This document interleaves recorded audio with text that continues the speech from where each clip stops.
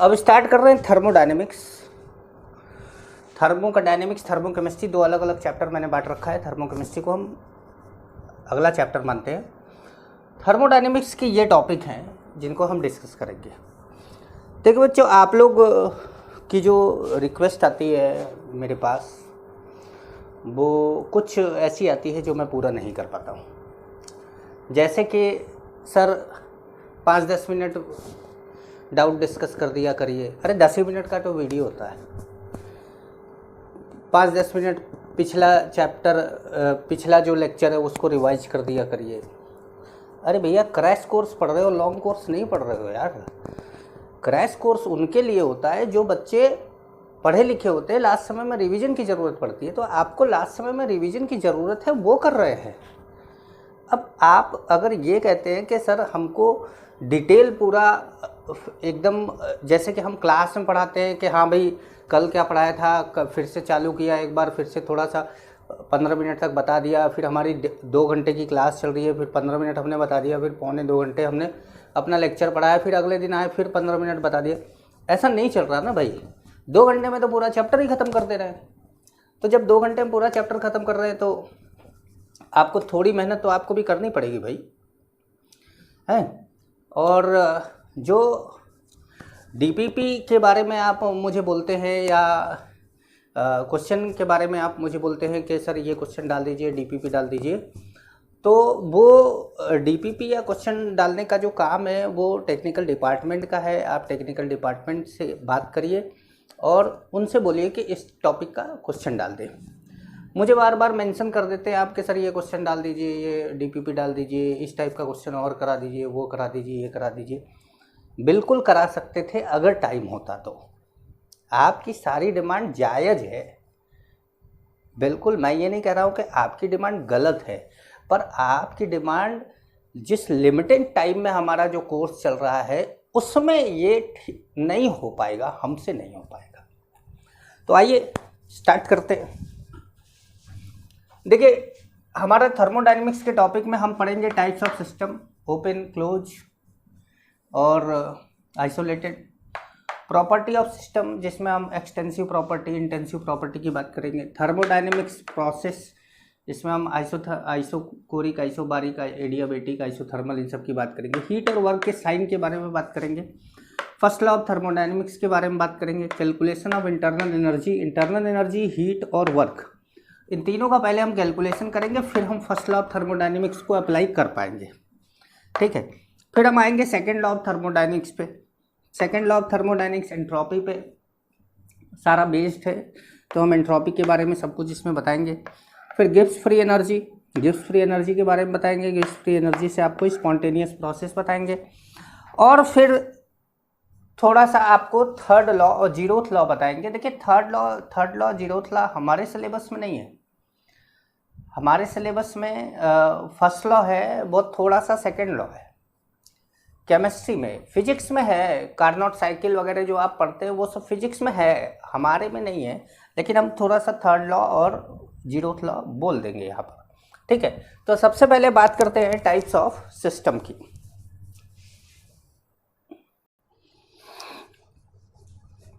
देखिए, सिस्टम और पहले टाइप्स ऑफ सिस्टम के बारे में जानने से पहले सिस्टम और एंड सराउंडिंग में डिफरेंशिएट कर लिए जाए। देखिए, जिस चीज़ की भी आप स्टडी करते हैं वो सिस्टम है। उसके अलावा पूरी यूनिवर्स में जो भी चीज़ें हैं वो सब सराउंडिंग है। जैसे अगर आपने 1 गिलास पानी ले लिया तो वो 1 गिलास पानी आपके लिए सिस्टम है जिसकी आप स्टडी करना चाह रहे हैं। अब बाकी सारी चीज़ें उसके अगल बगल जितनी भी हैं, पूरे यूनिवर्स को आप क्या मान लेंगे, सराउंडिंग मान लेंगे। अब सिस्टम कितने टाइप का हो सकता है? सिस्टम हो सकता है 3 टाइप का, ओपन, क्लोज एंड आइसोलेटेड।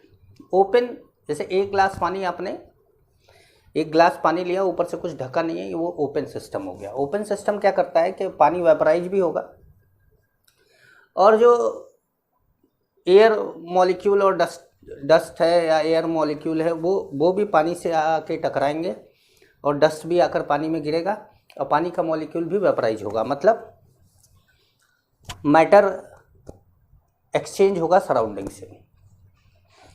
अगर आपने ठंडा पानी रखा है अपने कमरे में और कमरे का टेम्परेचर ज़्यादा है, गर्मी है उस समय, तो पानी भी धीरे धीरे गर्म हो जाएगा। अगर आपने गर्म पानी रखा है और कमरे का टेम्परेचर कम है पानी के कंपैरिजन में, तो पानी भी धीरे धीरे ठंडा हो जाएगा। इसका मतलब है कि पानी जो है वो ओपन सिस्टम में सिस्टम और सराउंडिंग के बीच में मैटर का भी एक्सचेंज होगा और एनर्जी का भी एक्सचेंज होगा। जो क्लोज सिस्टम होता है उसमें हम जैसे ऊपर से कोई ढक्कन लगा दिया, अब ना डस्ट अंदर आ सकता है ना पानी वेपराइज होकर बाहर जा सकता है, मैटर का एक्सचेंज रुक गया। लेकिन एनर्जी का एक्सचेंज अभी भी होगा, क्योंकि एनर्जी का एक्सचेंज रोकने के लिए आपको कोई ऐसा बर्तन लेना होगा जो कि आइसोलेट कर दे उसको, और वो आइसोलेटेड सिस्टम होता है जिसमें ना मैटर का एक्सचेंज होता है ना तो एनर्जी का एक्सचेंज होता है। ठीक है, ना मैटर का एक्सचेंज होगा ना एनर्जी का एक्सचेंज होगा। तो अब हम बात करते हैं कि प्रॉपर्टी ऑफ सिस्टम की।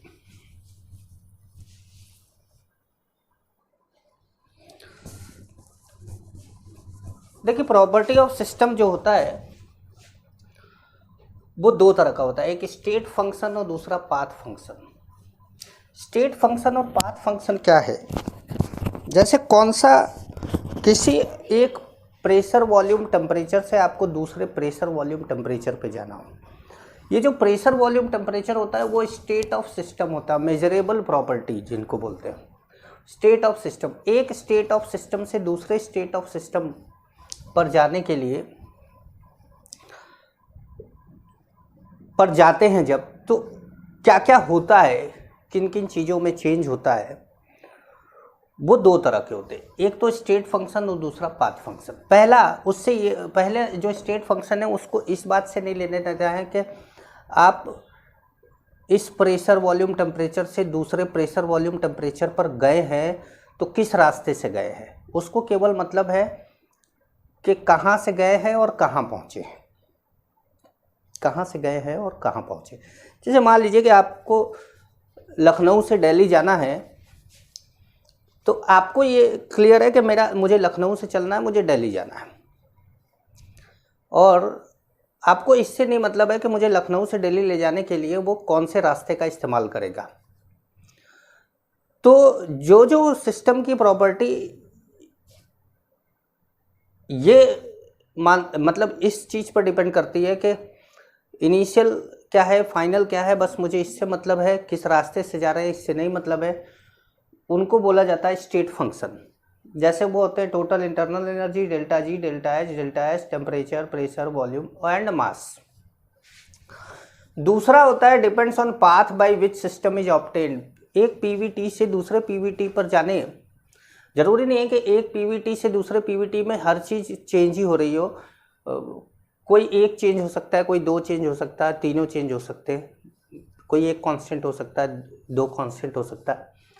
तो अगर आप किसी एक स्टेट सिस्टम से दूसरे स्टेट सिस्टम की तरफ जाते हैं, और जो प्रॉपर्टी इस बात पे डिपेंड करती है कि नहीं भैया लखनऊ से दिल्ली जा रहे हो तो हमको ये भी बताओ कि किस रास्ते से लेके जा रहे हो। आपका लखनऊ से दिल्ली जाने का रास्ता बहुत सारा है, आगरा होकर जा रहे हैं और मुरादाबाद होके जा रहे हैं, और भी लंबे रास्ते चुन सकते हैं आप कि आप लखनऊ से हरिद्वार गए, हरिद्वार से दिल्ली चले गए, तो आप फ्लाइट से गए, डिस्प्लेसमेंट वाले प्रोसेस में चले गए, बाय रोड गए, डिस्टेंस ट्रेवल्ड से गए।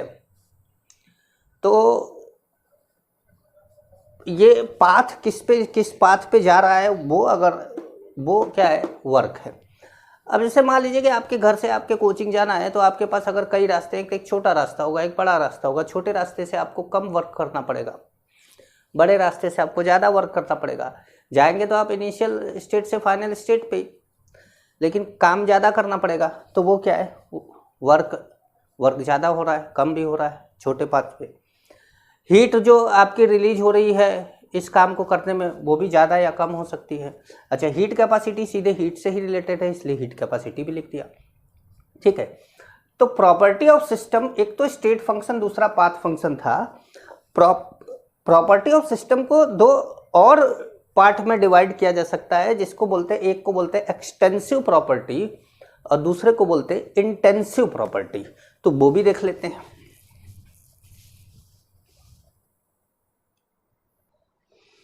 अब यहाँ वीडियो को पॉज करके आप एक बार पढ़ लीजिए, पूरी बात समझ में आ जाएगी कि एक्सटेंसिव प्रॉपर्टी क्या है, इंटेंसिव प्रॉपर्टी क्या है। मैंने आपको इसके एग्जाम्पल याद रखने हैं, और वो भी इंटेंसिव प्रॉपर्टी के खास तौर पे आपको सारे एग्जाम्पल रट्टा मारने हैं, ध्यान रखिएगा। अब बात करते हैं थर्मोडायनेमिकल प्रोसेस की। थर्मोडायनेमिकल प्रोसेस में हमने इधर 4 प्रोसेस ले रखे हैं। पहला है हमारा आइसोथर्मल प्रोसेस, जिसमें टेम्परेचर कांस्टेंट होता है और टेम्परेचर का डिफरेंस dt या डेल्टा t क्या होता है, 0। बॉयल्स लॉ में हम जानते हैं कि टेम्परेचर कांस्टेंट होता है, P और V के बीच ग्राफ ऐसा बनता है जिसको रेक्टेंगुलर हाइपरबोला बोलते हैं। टेम्परेचर कांस्टेंट है तो टेम्परेचर हमेशा कांस्टेंट रहेगा, प्रेशर कितना भी बढ़ाते रहो, वैसे ही वॉल्यूम कितना भी बढ़ाते रहो, टेम्परेचर कांस्टेंट रहेगा। आइसोबारिक में प्रेशर कांस्टेंट होगा, dP 0 होगा, डेल्टा P 0 होगा। अब प्रेशर कांस्टेंट और V और T के बीच में ग्राफ स्ट्रेट लाइन होगा। हमने PV = nRT से इसको बना सकते हैं। आइसोकोरिक प्रोसेस में वॉल्यूम कांस्टेंट, तो P और T के बीच में स्ट्रेट लाइन होगा। और वैसे ही लास्ट एडियाबैटिक प्रोसेस, सबसे ध्यान देने वाली बात यहाँ पर यह है कि यहाँ पर एक्सचेंज ऑफ हीट जो होता है वो 0 होता है। इसको आइसोएंट्रोपिक प्रोसेस भी बोलते हैं। मतलब आइसोएंट्रोपिक इसलिए क्योंकि एंट्रोपी कांस्टेंट होता है और ds क्या हो जाता है, इसका 0 हो जाता है। ग्राफ बिल्कुल आइसोथर्मल जैसा बनता है, पर ये बनाने में एक जैसा लग रहा है पर एक्चुअल में एक जैसा नहीं है। जब दोनों को एक साथ बनाएंगे तब अलग अलग आपको दिखेगा।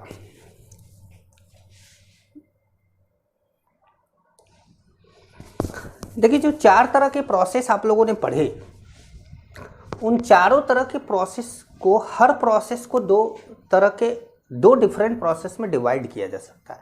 जैसे आइसोथर्मल को रिवर्सिबल इरिवर्सिबल में डिवाइड किया जा सकता है, वैसे ही एडियाबैटिक को, वैसे ही आइसोकोरिक को, वैसे ही आइसोबारिक को। लेकिन आखिर जब सबको 2 पार्ट में डिवाइड किया जा सकता है तो मे बी क्यों लिखा है? मे बी इसलिए लिखा है क्योंकि कुछ में दोनों प्रोसेस में आने वाले वर्क डन हीट में डिफरेंस होता है और कुछ में दोनों सेम आता है, इसलिए उसको एक ही मान लिया जाता है, इसलिए यहाँ में भी लिखा गया है। अब जो रिवर्सिबल या क्वासी स्टैटिक प्रोसेस है, इसकी मीनिंग क्या है? इसकी मीनिंग समझिए। अगर आपने एक गैस ले लिया, यहाँ पे गैस, और ये क्लोज कर दिया, इसको एक ढक्कन से क्लोज कर दिया। अब ये गैस अंदर से प्रेशर लगाएगा इस ढक्कन को ऊपर ले जाने के लिए, ठीक है। और आपने इसके ऊपर ऐसे यहाँ पर सैंड रख दी, रेत रख दी, और आपने क्या किया कि एक एक रेत के दाने को, पार्टिकल को, एक एक पार्टिकल को हटाना चालू किया। तो ये गैस का मॉलिक्यूल, भाई जैसे ही एक हटाएंगे गैस का मॉलिक्यूल धक्का मारेगा और ये थोड़ा सा ऊपर जाएगा, लेकिन एक दाने को हटाने से आपको ये ऊपर गया है ये पता ही नहीं चलेगा। 2-4 दाने हटाने से ये ऊपर जा रहा है ये बात आपको पता ही नहीं चलेगी। तो इस तरह की प्रोसेस को बोलते हैं कि हो तो रहा है लेकिन बहुत स्लो हो रहा है। दूसरा, अगर यही पूरे प्रोसेस में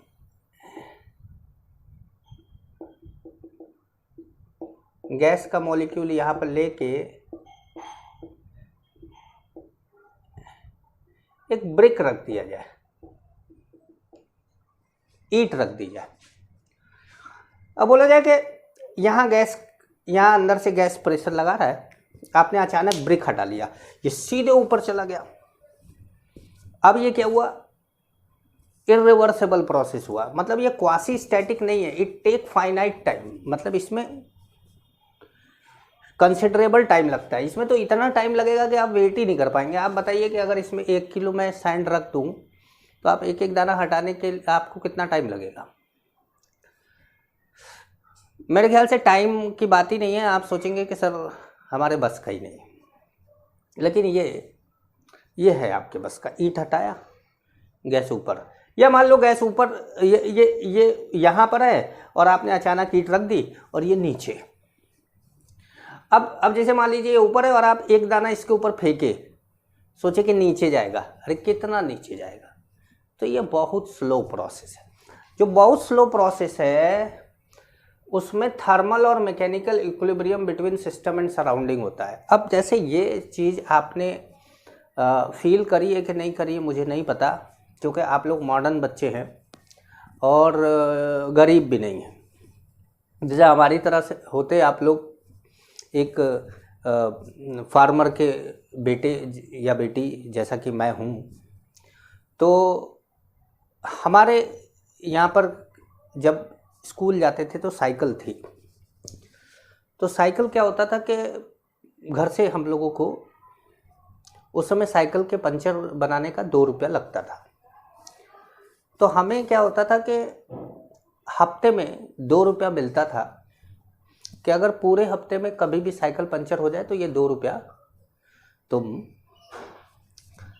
बनवा लेना। और फिर जैसे ही पंचर हो जाती थी साइकिल, उसी दिन 2 रुपया खर्च हो जाता था और हम आकर घर बता देते थे कि हमारा 2 रुपया खर्च हो गया। तो उस दिन हमको नेक्स्ट 2 रुपया भी मिल जाता था कि अब अगर आगे फिर पंचर होगा तो तुम्हें 2 रुपये की ज़रूरत पड़ेगी। लेकिन हमारे घर वालों को कभी ये समझ में नहीं आया कि पंचर एक से ज़्यादा भी हो सकता है, और ऐसा हुआ भी मेरे साथ। पंचर 3 निकले और पैसा 2 ही रुपया था। तो 4 किलोमीटर घर था मेरा वहाँ से, क्योंकि मैं 14 किलोमीटर स्कूल जाता था साइकिल से। 4 किलोमीटर मेरा घर था, जहाँ से मैं साइकिल पंचर मुझे लगा कि ये साइकिल पंचर हो गई है, क्योंकि हवा एकदम ख़त्म हो गई थी। और फिर मैंने हवा भरी तो वो हवा बार बार निकल जा रही थी, या मुझे लगता है कि रास्ते में ही कोई कील विल कर गई होगी। लेकिन एक नहीं 3 गाड़ी। जब उसने पंचर खोला तो बोले भैया 3 पंचर है। मैंने जेब देखी तो उसमें 2 रुपया था। तो मैंने बोला कितना पैसा लगेगा? तो उसने बोला 6 रुपया। तो मैंने कहा कि मेरे पास तो 2 ही रुपया है। तो बोला कल आके साइकिल ले जाना, या साइकिल ले जाओ, कल आके पंचर बनवा लेना। तो मैंने क्या करा कि भाई साइकिल नहीं छोड़ा वहाँ पर, और साइकिल लेकर मैं पैदल ही घर आया। और मेरे घर से थोड़ा दूर पहले ही साइकिल की एक पंचर की दुकान थी, वहाँ पर मैंने दे दी, क्योंकि वहाँ से घर मेरा 100 मीटर था। मैंने सोचा कि घर जाकर पैसे ले आकर दे देंगे, और वही मैंने किया भी। फिर मेरे घर वालों को लगा कि पंचर 2 से 1 से ज़्यादा हो सकता है, तो उन लोगों ने, मैंने उनको बोला कि आप 5 रुपया दीजिए, अगर पंचर हो जाता है तो ठीक है, वरना ये 5 रुपया जितने साल तक पंचर नहीं होगा उतने साल तक चलता रहेगा मेरे पास। तो लोगों ने यही बात मानी। तो अब हमने पंचर की कहानी तो सुनाई, लेकिन इसमें केमिस्ट्री कहाँ था? केमिस्ट्री था एक जगह। एक्चुअली क्या है कि जब पंचर बना लेता था वो आदमी, तो वो, हम लोग बच्चे थे तो हमें कहते थे कि भाई हवा भरो अपना खुद ही। तो हम हवा भरते थे, पंप ऊपर खींचते थे नीचे दबाते थे, ऊपर खींचते थे नीचे दबाते थे। तो कई बार क्या होता था, हम लोग मज़े लेते थे उसमें, ऊपर खींच लेते थे और ऐसे छोड़ देते थे, वो धीरे धीरे धीरे धीरे धीरे धीरे ऐसे नीचे जाता था। तो अगर हमने पंप उठाते ही स्टार्ट में हमने 2-4 बार ऐसे किया तो हम छूते थे नीचे, तो नीचे जो टेम्परेचर पंप का था वही टेम्परेचर रहता था। लेकिन अगर हम वो ये क्या हुआ, क्वासी स्टैटिक प्रोसेस हो गया। इसमें क्या है, थर्मल इक्विलिब्रियम में है, मतलब बाहर का टेम्परेचर और पंप का टेम्परेचर सेम है। पंप हमारा सिस्टम है। लेकिन जब हम फटाफट हवा भरते थे ये वाले प्रोसेस से, तो जब हम जहाँ से नीचे वाला पोर्शन रहता था या पंप जो है उस पर जब हम छूते थे तो वो गर्म हो जाता था सराउंडिंग के टेम्परेचर से। उस समय हम सिस्टम, सराउंडिंग ये सब नहीं जानते थे, लेकिन हमने ये चीज़ महसूस करी थी। जब हमने पढ़ा तो हमें लगा कि यार ये चीज़ मैं जानता पहले से था, पढ़ा आज है। तो वो चीज़ें होती थी उस टाइम पर।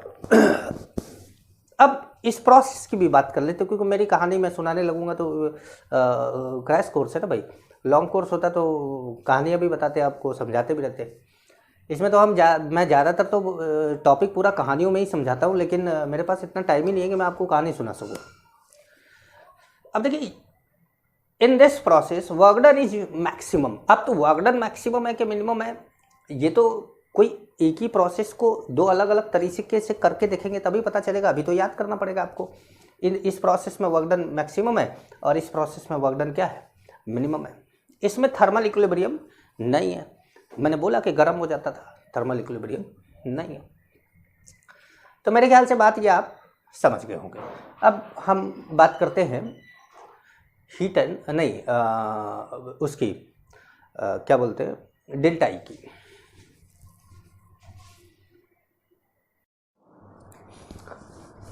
बात करते हैं एनर्जी के दो टर्म की, जिसका एक का नाम है हीट और दूसरे का नाम है वर्क। हीट को क्यू से डिनोट करते हैं, कुछ किताबें कैपिटल क्यू से करते हैं, कुछ स्मॉल क्यू से भी करते हैं। वर्क को सभी डब्ल्यू से करते हैं। हीट क्या है? पहली बात तो सिस्टम और सराउंडिंग के बीच में एनर्जी एक्सचेंज करने का दो ही तरीका है, या तो हीट है या तो वर्क है। तो अगर किसी भी टाइप की एनर्जी का ट्रांसफ़र सिस्टम और सराउंडिंग के बीच होता है ड्यू टू टेम्परेचर डिफरेंस, ये याद रखना है, ध्यान देना इस पर, due to temperature difference is known as heat. It is a disordered form of energy. क्यों होता है डिसऑर्डर्ड फॉर्म ऑफ एनर्जी? आप जानते हैं कि गैस के बर्नर पे अब अगर आप खाना बनाने के लिए रख देते हैं तो सारी एनर्जी खाने को नहीं मिलती है, इधर उधर जाती है। हीट डिसऑर्डर्ड फॉर्म है।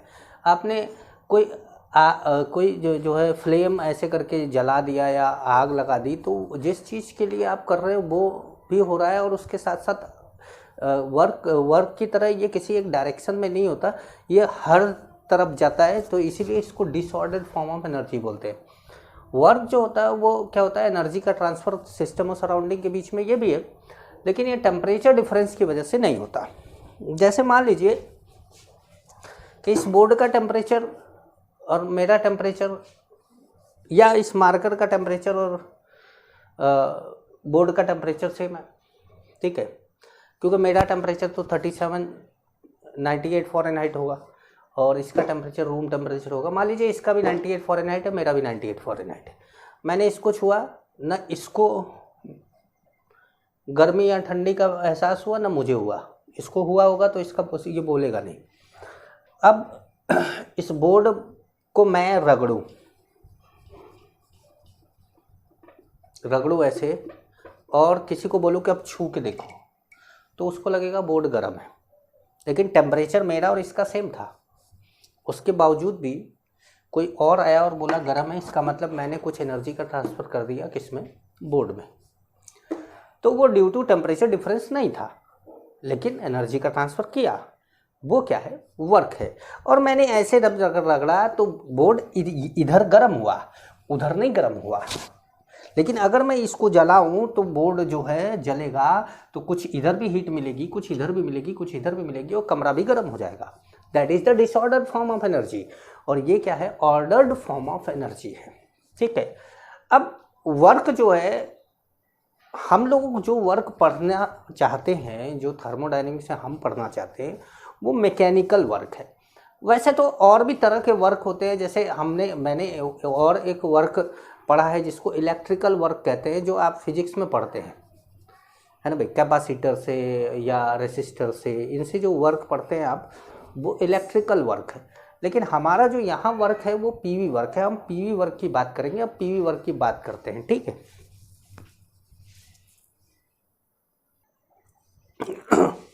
अब बात करते हैं पीवी वर्क की, मैकेनिकल वर्क की। देखिए हमारे पास मैंने एक कंटेनर ले रखा है। इस कंटेनर में जो ये ढक्कन लगा हुआ है, ढक्कन पहले यहाँ था, ऊपर से प्रेशर लगा के इस ढक्कन को यहाँ से यहाँ खिसका दिया गया। अंदर गैस भरी हुई है, ऐसे नीचे खिसका दिया गया। इस ढक्कन का जो एरिया है वो ए है और जितनी दूरी हमने खिसकाई वो dx है। dx का मतलब बहुत छोटी डिस्टेंस होती है, अंदर गैस भरी हुई है। आप जानते हैं कि फोर्स इज इक्वल टू क्या होता है, एफ डॉट डी एस। आप लोगों ने फिजिक्स में पढ़ा होगा कि ये इसका डॉट प्रोडक्ट है, एफ डॉट डी एस होता है, डिस्टेंस होता है। लेकिन डिस्टेंस हमारा क्या है कि बहुत छोटा है, डी एक्स है, तो इसमें हमने डी डब्ल्यू ले लिया। ठीक है, अब फोर्स क्या होता है, force is equal to pressure into area. आप जानते हैं pressure is equal to force upon area, तो फोर्स इज इक्वल टू क्या है, प्रेशर इंटू एरिया। तो फोर्स की जगह पे हमने प्रेशर इंटू एरिया ले लिया। प्रेशर हमारा क्या है, पी एक्सटर्नल, इसलिए पी एक्सटर्नल इंटू एरिया ले लिया। एरिया इंटू जो डी एक्स होगा, डिस्टेंस होगा, इसको हम क्या बोल देंगे, वॉल्यूम, तो ये हमारा डी वी हो गया। ठीक है, अब हमने ये भी डी डब्ल्यू था, ये भी डी वी था, दोनों को क्या कर दिया, इंटीग्रेट कर दिया। तो ये तो छोटा छोटा वर्क मिलाकर पूरा वर्क हो गया एक। अभी हमने इसको कुछ किया नहीं है, ये फॉर्मूला हमारा निकल के आ गया। लेकिन आप बोलेंगे कि सर यहाँ नेगेटिव नहीं था, यहाँ अचानक नेगेटिव लेकर आए आप। तो अचानक नेगेटिव इसलिए लेकर आए क्योंकि negative sign comes in equation because d v या डेल्टा वी क्या है, नेगेटिव है हमारा। हमने वॉल्यूम को क्या कराया, घटाया है। तो इसलिए हम ये फॉर्मूला, और हमेशा आपको वर्क डन इसी फॉर्मूले से निकालना है। ठीक है, अब हमारे पास एक टर्म आता है कि भाई work done by the system, work done on the system, heat absorb by the system, heat release by the system, इस तरह के टर्म आते। तो हम जरा सा साइन कन्वेंशन की बात कर लें।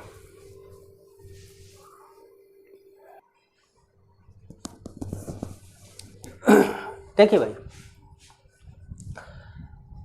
साइन कन्वेंशन की बात करें अगर, तो मैं अलग अलग दोनों को, हीट और वर्क को नहीं बोलूँगा। आप सिस्टम है, अपने आप को आप सिस्टम मानिए, और एनर्जी पैसा है। एनर्जी क्या है, पैसा है, और आप क्या है, सिस्टम है। अगर आपको कोई पैसा देता है तो आपका पैसा बढ़ेगा, मतलब आप प्लस में जाएंगे, फायदे में जाएंगे। अगर आप किसी को पैसा देते हैं तो मतलब आपका पैसा कम हो जाएगा, आप घाटे में चले जाएंगे, आप नेगेटिव में चले जाएंगे। आपका पैसा बढ़ेगा तो आप पॉजिटिव, और आपका पैसा घटेगा तो आप नेगेटिव। वैसे इस सिस्टम के लिए पैसा क्या है, एनर्जी है। अगर सिस्टम की एनर्जी बढ़ती है तो पॉजिटिव, और सिस्टम की एनर्जी घटती है तो negative.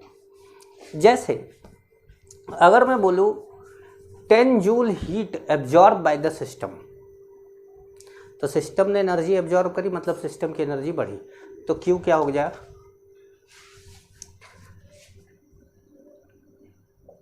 10 joule heat absorbed bye the system, that is Q क्या है, प्लस 10 जूल। मैं बोलूँ 10 joule work done by the system, तो W। अब 10 joule work done by the system, work किसने किया, सिस्टम ने, तो सिस्टम की एनर्जी क्या हुई होगी, बढ़ेगी या घटेगी, जाहिर सी बात है घटेगी। खुद सिस्टम वर्क कर रहा है तो घटेगी, मतलब क्या है, नेगेटिव है, तो नेगेटिव है तो बोलेंगे -10 जूल। समझ गए। अब जैसे यहाँ पर क्या होता है कि कभी कभी आपसे जब क्वेश्चन पूछा जाता है तो आपको दो चीज़ों का ध्यान रखना है। जैसे मान लीजिए कि आपका कोई आंसर आया, कैलकुलेट करने पर W आया -10 जूल। W कैलकुलेट करने पर मान लीजिए आ गया आपका -10 जूल, आपका आंसर आया है ये कैलकुलेट करने पर। और आपसे क्वेश्चन पूछा गया है कि find work done by the system. Answer ये है, find work done by the system. तब आप लिखेंगे 10 जूल, क्योंकि वो work done by the system, work done by the system में वो नेगेटिव लगा चुका है, आपको केवल मैग्नीट्यूड बताना है। लेकिन अगर वो बोलता है फाइंड वर्क डन, तब आपको क्या बोलना है, -10 जूल। तब उसने यहाँ पर नेगेटिव साइन, इस टर्म में नेगेटिव साइन नहीं लगाया है। पिछले साल ऐसा ही नीट में क्वेश्चन आया था और बच्चे जो है गलत कर गए। ध्यान रखिएगा इस बात को। अगर वो अपनी लैंग्वेज में नेगेटिव लगा देता है, जैसे find work done by the system, मतलब सिस्टम वर्क करेगा तो वो तो सिस्टम वर्क करेगा तो सिस्टम की एनर्जी घटेगी। तो वो पूछ रहा है कि जैसे मैं आपसे बोलूँ कि आपने 1 लाख रुपए लगा के कोई बिजनेस किया और 1 साल बाद मैं आपसे बोलूँ तो मैं बोलूँ कि कितना फ़ायदा हुआ, तो आप बोलेंगे -10,000, मतलब -10,000। और अगर मैं आपको बोलूँ कितने का लॉस हुआ तो आप बोलेंगे 10,000। मैं बोलूँ कि कितना भैया 1 लाख रुपए का बिजनेस स्टार्ट किया था आपने, अब कितने में हो, बिजनेस की तुम्हारी वैल्यू क्या है, तो तुमने बोला कि -10,000 और मैंने बोला कि भाई कितने का लॉस हुआ है, तो तुमने बोला 10,000।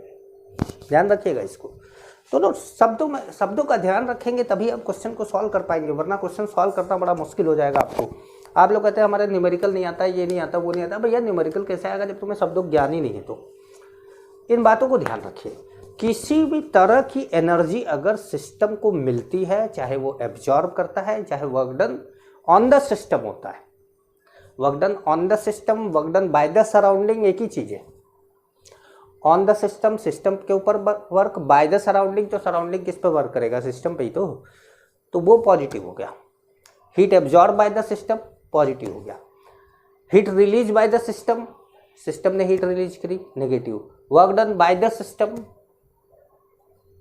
नेगेटिव।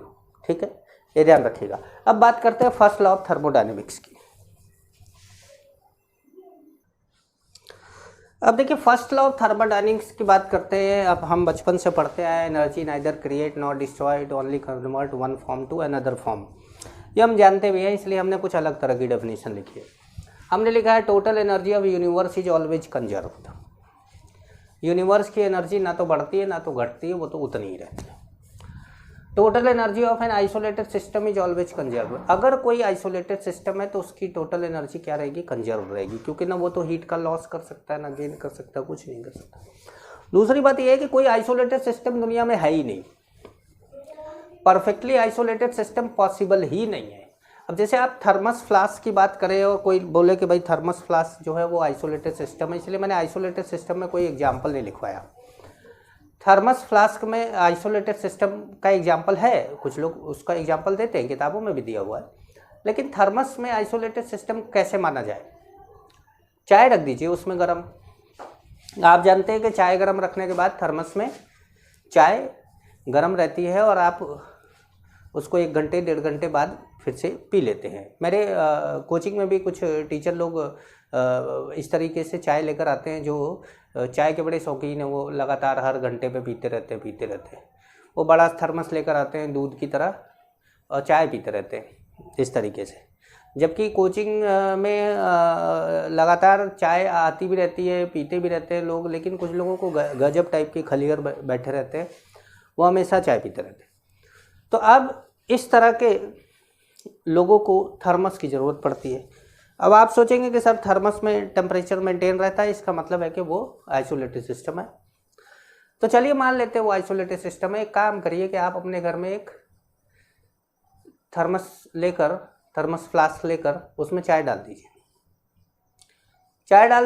और चाय डालने के बाद उसको आप नीट के एग्ज़ाम के बाद पीजिएगा, क्योंकि भाई अंदर तो कोई एक्सचेंज मैटर तो होगा नहीं, तो इसका मतलब बैक्टीरिया भी अंदर नहीं जाएगा। दूसरी बात, उसका हीट भी बाहर नहीं जा रहा है तो वो ठंडा भी नहीं होगा। तो आप नीट के बाद चाय निकाल के पीजिएगा, मुझे बताइएगा कि गर्म था या ठंडा था। ठीक है, अगर गर्म था तो इसका मतलब परफेक्टली आइसोलेटेड है, अगर ठंडा था तो इसका मतलब है कि मैं सही बोल रहा हूँ। तो परफेक्टली आइसोलेटेड सिस्टम कोई नहीं होता, ऐसा नहीं हो सकता कि कोई थर्मस 7 घंटे 8 घंटे से ज़्यादा उसी टेम्परेचर को मेंटेन कर पाए, नहीं करता। तो फिर आइसोलेटेड सिस्टम है क्या? अगर आप पूरे यूनिवर्स को एक सिस्टम मान लें, पूरे यूनिवर्स को ही एक सिस्टम मान लें, सराउंडिंग कुछ हो ही ना, तब तो यूनिवर्स की एनर्जी कंजर्व है, तो आइसोलेटेड सिस्टम की एनर्जी कंजर्व हो जाएगी। तो अगर आपको कोई बोले कि परफेक्टली आइसोलेटेड सिस्टम क्या है, तो बोलो यूनिवर्स। समझ गए? अब तीसरा डेफिनेशन इसका है, the total energy change, internal energy change of a system is the sum of heat and work. Heat और वर्क, अब मैंने यहाँ पर हीट एंड वर्क में सिस्टम बाय और by the system on the system ऐसा कुछ नहीं लिखा, मैंने हीट लिखा, वर्क लिखा, चाहे एब्जॉर्ब कर रहा हो, रिलीज कर रहा हो, work done by the system on the system, हमने क्यू और डब्ल्यू लिख दिया। डेल्टा ई क्या है? इंटरनल एनर्जी है। कुछ किताबें डेल्टा ई की जगह पर डेल्टा यू देती है, जैसे एनसीईआरटी भी डेल्टा ई की जगह पर डेल्टा यू ही देता है, लेकिन मेरी आदत पड़ी हुई है डेल्टा ई लिखने की। अगर मान लो कि मैं अभी डेल्टा यू मान के आपको ये पढ़ाने लगूँ कि नहीं एनसीईआरटी में डेल्टा यू दिया है, मुझे डेल्टा यू से पढ़ाना चाहिए, तो मैं जब भूलूंगा इस बात को पढ़ाते पढ़ाते तो मैं डेल्टा ई लिख दूंगा। तो इसलिए मैं आपको ये याद दिला देता हूँ, बता देता हूँ कि मैं डेल्टा यू की जगह पे डेल्टा ई लिखता हूँ, और आप का काम है भैया, आपका काम है, आप नीट आपको निकालना है, मुझे थोड़ा निकालना है, आपको याद करना चाहिए इसको कि डेल्टा ई। ठीक है, तो सबसे पहले अब देखिए ये जो थर्मोडाइनमिक्स का फर्स्ट लॉ है delta E is equal to Q plus W, इसमें 3 टर्म है डेल्टा ई क्यू डब्ल्यू। पहले हम इन तीनों टर्म को बहुत अच्छी तरीके से जाने, डेल्टा ई क्या है, क्यू क्या है, डब्ल्यू क्या है, तब तो भैया इस पे क्वेश्चन लगा पाओगे। ठीक है, चलो पहले डेल्टा ई समझते हैं।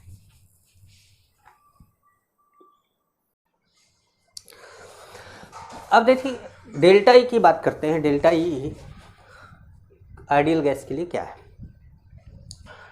देखिए total internal energy delta E नहीं है, डेल्टा ई तो इंटरनल एनर्जी चेंज है, इंटरनल एनर्जी तो ई है, जो कि कभी कैलकुलेट किया ही नहीं जा सकता, चेंज ही कैलकुलेट किया जा सकता। Kinetic energy, potential energy, unknown type of energy. Unknown type of energy लिख देते हैं यार, हमको भी नहीं पता है। अब जैसे कोई बोले कि अननोन टाइप की एनर्जी का मतलब भूत प्रेत या कुछ ऐसी एनर्जी तो नहीं होती, जैसे आत्माओं की भी कुछ एनर्जी होती है, हो सकता है, पर अपन को नहीं पता। E can never be calculated for real system, मैंने बोला आपको कि चेंज कैलकुलेट किया जा सकता है।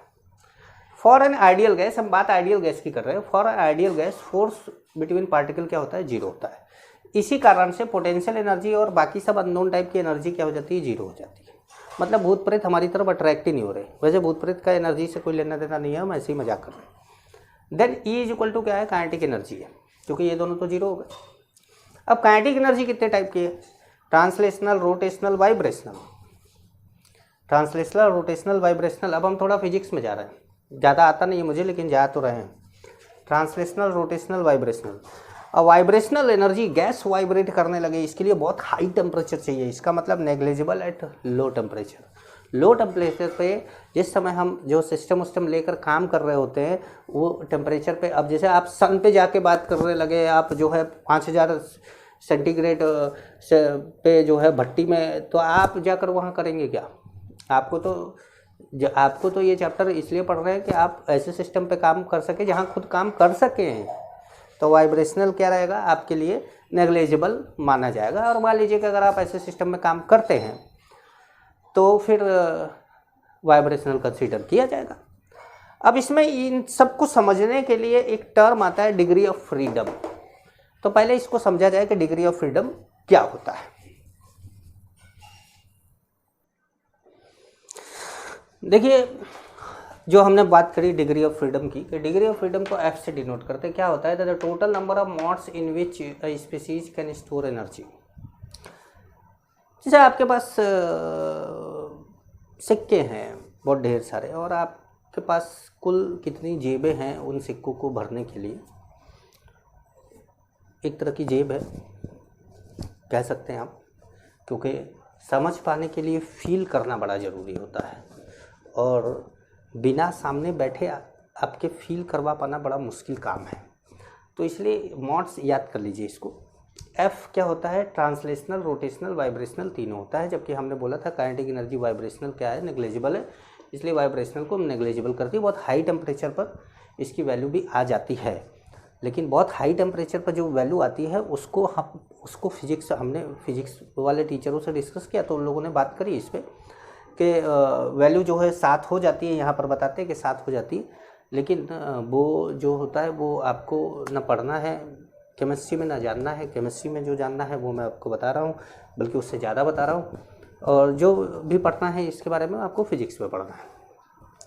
मोनोएटॉमिक गैस के लिए एफ की वैल्यू 3 होती है, मतलब ट्रांसलेशनल 3 होता है, रोटेशनल होता ही नहीं है। डाई एटॉमिक के लिए 5 होती है, 3 और 2।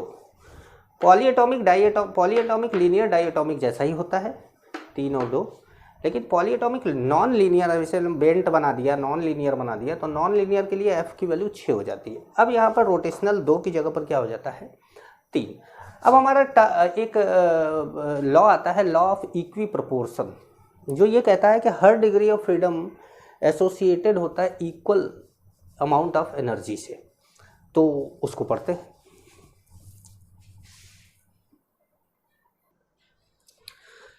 देखिए लॉ ऑफ इक्वी प्रोपोर्शन क्या बोलता है, समझिए। ये कहता है भाई कि जितना डिग्री ऑफ फ्रीडम होगा, मतलब हर डिग्री ऑफ फ्रीडम के साथ equal amount of energy associated होगी। जैसे गाँव में, मैं गाँव में रहता हूँ, आजकल गाँव में रह रहा हूँ, क्योंकि जब से लॉकडाउन हुआ है यहीं पर हूँ। एक बोर्ड है, मार्कर तो मिल गया अब मुझे, नहीं तो बड़ा सा बोर्ड रहता, थोड़ा सा अच्छा कैमरा रहता, मोबाइल से वीडियो बनाना पड़ता है आप लोगों के लिए, लेकिन फिर भी ठीक है, आप लोगों का काम चल रहा है और मुझे भी क्या है कि इस लॉकडाउन में काम मिला हुआ है, वरना घर वाले घर में तो कहते ही हैं कि बैठे रहिए बैठे रहिए, और घर में ही बैठे हैं, अच्छा भी है। तो कहने का मतलब यह है कि जब गवर्नमेंट ने बोला कि सबको 3 महीने का, गरीब लोगों को 3 महीने का राशन दे दिया जाए, तो 3 महीने का जो राशन देने की बात हुई, उसमें क्या हुआ कि राशन कार्ड में यूनिट बनता है, यूनिट, जितने यूनिट का राशन कार्ड होता है उस हिसाब से गेहूँ चावल या जो भी चीज़ उसमें मिलता हो, क्योंकि हम लोगों को तो नहीं मिलता, तो हमें नहीं पता है इसके बारे में कि कितना मिलता है। तो उसमें क्या होता है कि एक पर यूनिट एक अमाउंट होता है गेहूँ चावल का, कि पर यूनिट इतना मिलेगा, 2 यूनिट होगा तो डबल हो जाएगा, 3 यूनिट होगा तो ट्रिपल हो जाएगा। वैसे यहाँ पर भी बोला गया कि हर डिग्री ऑफ फ्रीडम एसोसिएटेड होगा इक्वल अमाउंट ऑफ एनर्जी से। अब वो होगा हाफ के टी। के क्या है, बोल्ट्जमैन कांस्टेंट है। मैंने आपको कल बताया था कि R/Na, capital R upon Avogadro number करते थे तो के आ जाता है, तो हाफ के टी। के तब यूज करते हैं जब एक मॉलिक्यूल की बात करते हैं। तो इफ डिग्री ऑफ फ्रीडम को अगर हम F मान लें, जो कि हम पहले से मान रहे हैं, तो E = F हाफ के टी हो जाएगा, क्योंकि भाई एक मॉलिक्यूल एक डिग्री ऑफ फ्रीडम के साथ हाफ के टी, तो F डिग्री ऑफ फ्रीडम के साथ F हाफ के टी। अब ये किसके लिए होगा, एक मॉलिक्यूल के लिए। अगर इसी में मैं एवोगैड्रो नंबर से मल्टीप्लाई कर दूं तो ये एक मोल के लिए हो जाएगा। और आप जानते हैं कि R/Na क्या है, K है, तो K × Na क्या होगा, R होगा। तो इसका मतलब ये भी एक मोल के लिए, ये भी एक मोल के लिए। अब इसी में अगर N से मल्टीप्लाई कर दे तो N मोल के लिए हो जाएगा। तो अब अगर मैं इंटरनल एनर्जी में चेंज दिखा दूं तो delta E = F/2 nR delta T हो जाएगा। चलिए, लेकिन इस फॉर्मूले से हमको क्वेश्चन नहीं करना है, हमको तो करना है NCV डेल्टा T से, जो कि आगे आएगा डेल्टा E की वैल्यू। ये क्वेश्चन दिया हुआ है, find order of internal energy for 1 mole of each of the following. Internal energy की बात करनी है, ये है, या ये मानते हैं, डेल्टा E की बात ही नहीं हो रही, ये मानते हैं। तो ये है मोल, तो एक है, R और T यहाँ पर कुछ दिया नहीं है तो कांस्टेंट होगा। F की वैल्यू ही बदल रही है। अब इसके लिए F की वैल्यू कितनी है, 5 है, इसके लिए 3 है, इसके लिए 6 है, और इसके लिए भी 5 है, क्योंकि ये भी पॉलीएटॉमिक तो है लेकिन लीनियर है। तो डिग्री ऑफ फ्रीडम जितना ज़्यादा है, इंटरनल एनर्जी उतना ज़्यादा। तो सबसे ज़्यादा इंटरनल एनर्जी किसका होगा, O3 का, उसके बाद O2 और CO2 का क्या होगा, बराबर होगा, और फिर क्या होगा, हीलियम का। ठीक है, तो अब इस वीडियो को यहीं कंप्लीट करते हैं, और अगले वीडियो में मिलेंगे। आपको हीट क्यू के बारे में जानकारी देंगे, आपको क्यू कैलकुलेट करवाएंगे हर प्रोसेस में। ठीक है, तब तक के लिए नमस्कार।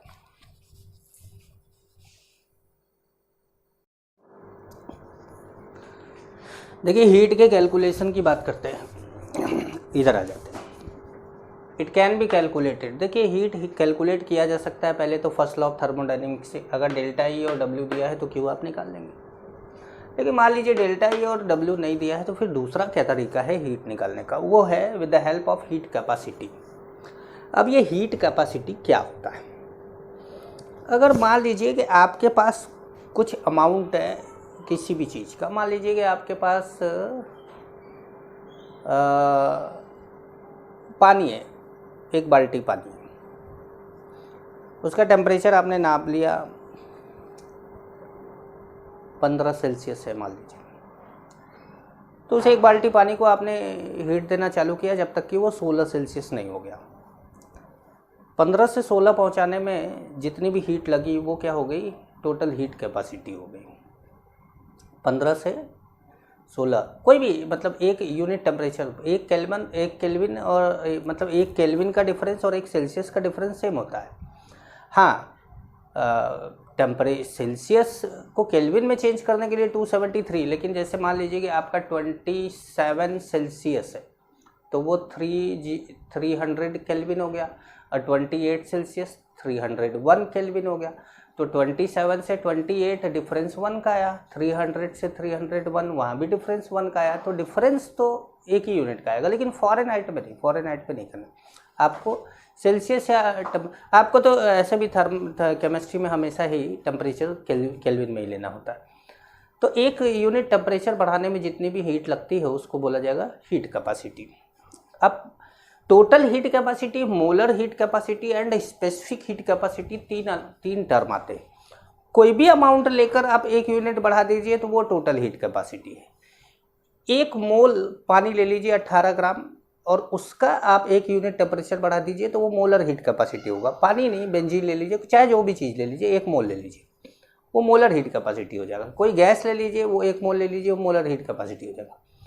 और अगर 1 ग्राम ले लेते हैं आप तो स्पेसिफिक हीट कैपेसिटी हो जाएगा। फिलहाल मैंने केवल टोटल हीट कैपेसिटी लिखा है, अभी मोलर और स्पेसिफिक लिखेंगे।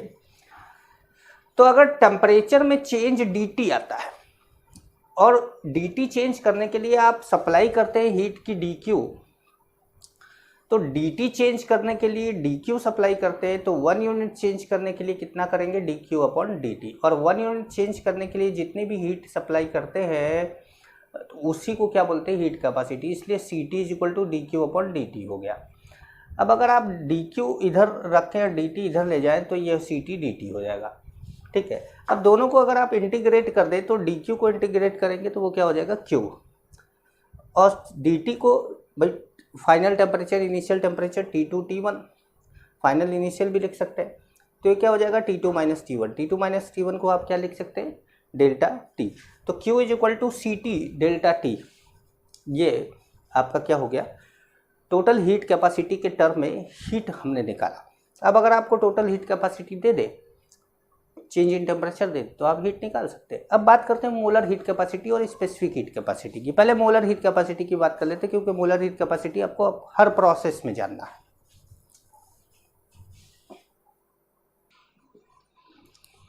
देखिए मोलर हीट कैपेसिटी क्या होता है समझते हैं।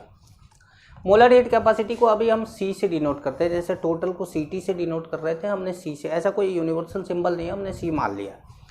Heat required to raise the temperature of 1 mole species by 1 unit, अभी मैंने थोड़ी देर पहले समझाया था।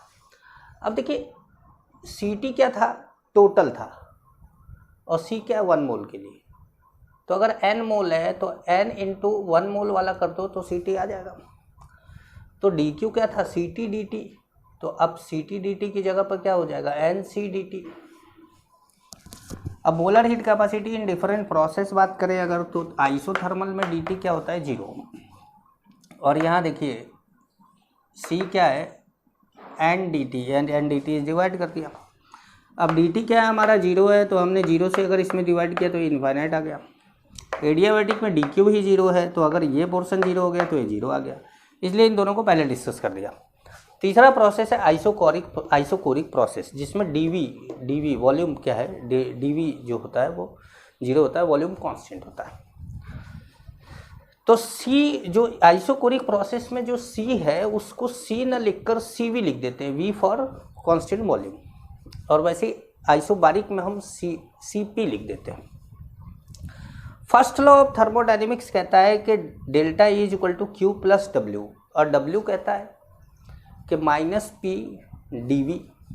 भाई हमने W के फॉर्मूले में बताया था कि -P dV होता है, और dV तो क्या है, 0 है, तो ये पूरा पोर्शन क्या हो गया, 0। तो डेल्टा E किसके बराबर आ गया, Q के, बिकॉज dV 0 है। अब जो हम CV लिख रहे हैं dq/ndt, जैसे dq/ndt तो हम हर जगह लिख रहे थे, अब यहाँ C की जगह CV लिख दे रहे हैं dq/ndt। अब dq की जगह पर dE लिख देंगे ndt। अब डी ई इसको इधर ले जाए तो D is equal to N C V D T. अब ये डी की जगह डेल्टा लिख दे तो delta E is equal to N C V delta T. चाहे इस फॉर्मूले का यूज करिए चाहे इस फॉर्मूले का यूज करिए। एक बात का ध्यान रखिएगा कि आपको इंटरनल एनर्जी इसी फॉर्मूले से निकालना है। Delta E is equal to N C V delta T और delta E is equal to F by two N R delta T भी था और यही क्या है N C V delta T भी है। चलो ऐसा करते हैं, एन से एन काट देते हैं, डेल्टा टी से डेल्टा टी काट देते हैं। सी वी इज इक्वल टू कितना हो गया एफ बाई टू आर। ये सी वी के लिए हमारे एक फॉर्मूला भी आ गया कि degree of freedom by two into R कर देते हैं तो सी वी की वैल्यू आ जाती है। अब बात करते हैं आइसोबारिक प्रोसेस की।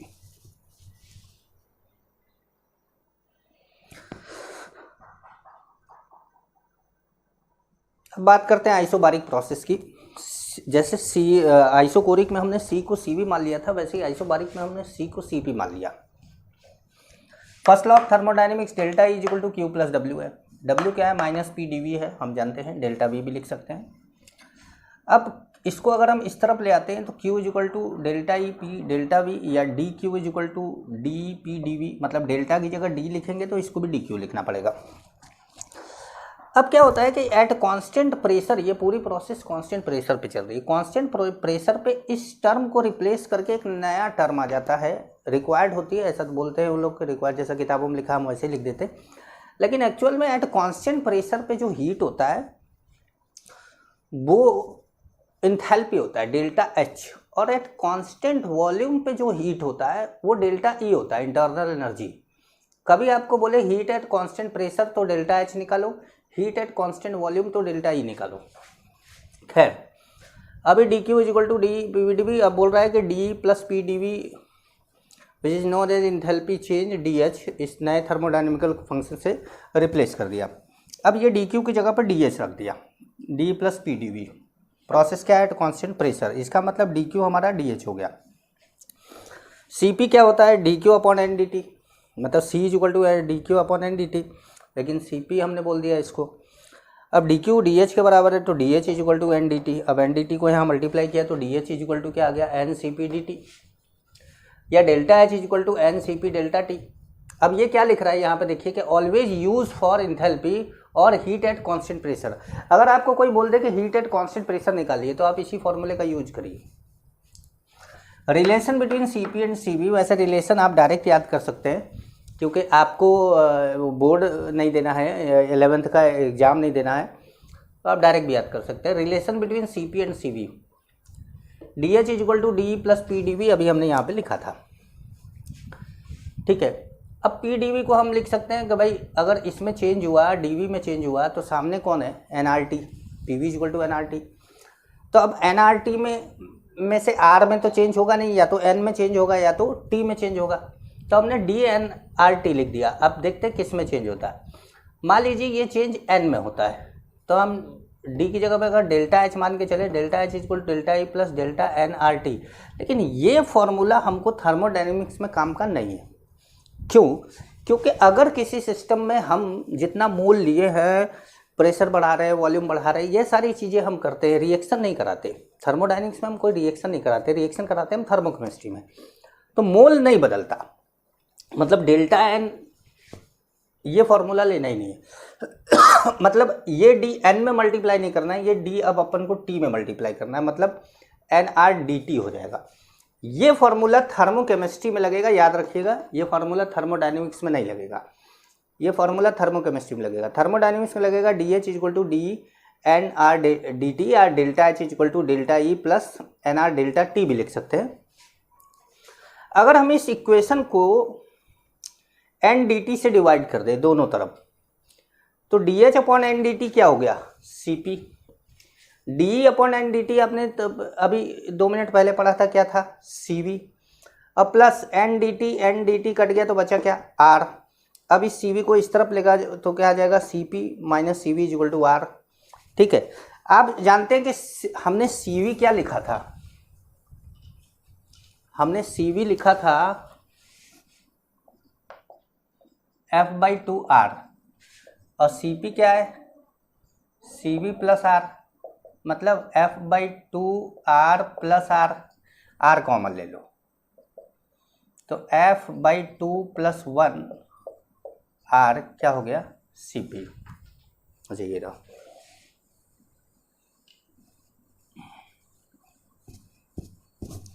तो हम क्या कर सकते हैं, CP = लिख सकते हैं F + 2/2 R।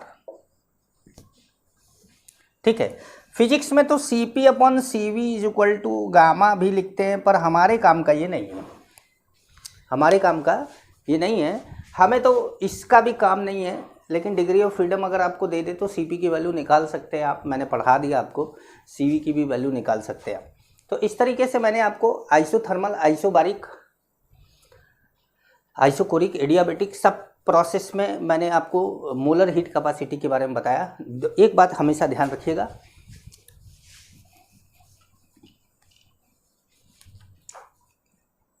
अगर कांस्टेंट वॉल्यूम है तो dQ = dE + P या +W मान लेते हैं, और dQ dE - P dV, और ये क्या हो गया 0, कांस्टेंट वॉल्यूम पे हो गया 0, तो dQ = क्या हो गया dE। तो अब dQ dE के बराबर है, मतलब ये है हीट एट कांस्टेंट वॉल्यूम। अगर आपको कोई बोल दे कि हीट एट कांस्टेंट वॉल्यूम निकालिए तो आप डी निकालिए, और डी क्या है NCV dt, या डेल्टा ई क्या है NCV डेल्टा T।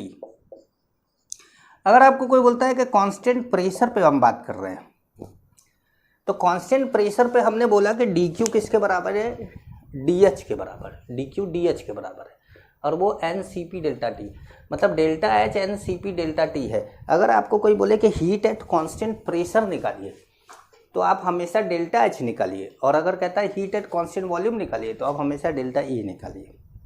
मेरी बात समझ पा रहे हैं। अब बात करते हैं स्पेसिफिक हीट कैपेसिटी की।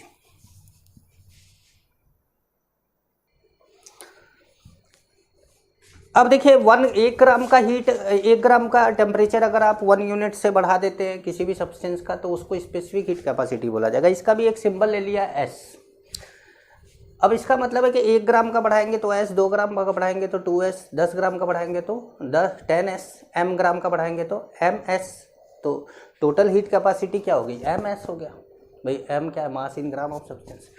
आप जानते हैं कि dQ = CT dt था, अब CT की जगह पे MS रख दिया तो dQ = MS dt हो गया, या Q = MS डेल्टा T हो गया। सिंपल सा है। अब हम इस वीडियो को यहीं रोक देते हैं, क्योंकि हीट हमने इस पूरे वीडियो में हीट ही चला हुआ है। अब हम अगले वीडियो में बात करते हैं work done for ideal gases system. उसमें भी हम वर्क डन की बात करेंगे, आइसोथर्मल, आइसोबारिक, आइसोकोरिक, एडियाबेटिक, सब में हम वर्क डन की बात करेंगे। ठीक है, नमस्कार।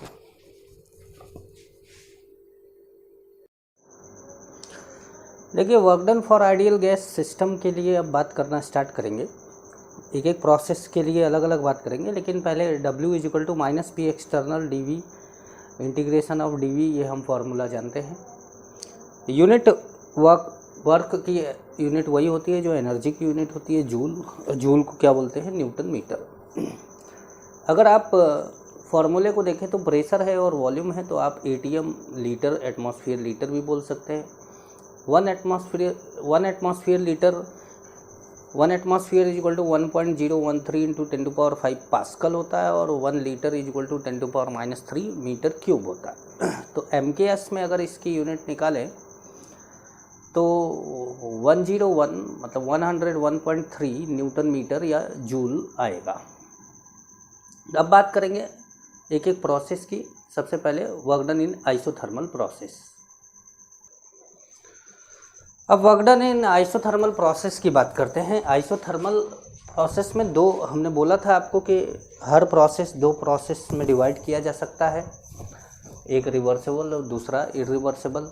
कई में रिवर्सेबल इरिवर्सेबल सेम होते हैं, कई में दोनों की वैल्यू अलग अलग आती है। आइसोथर्मल में दोनों की वैल्यू अलग अलग आती है, इसीलिए आइसोथर्मल रिवर्सेबल प्रोसेस को पहले डिस्कस करते हैं।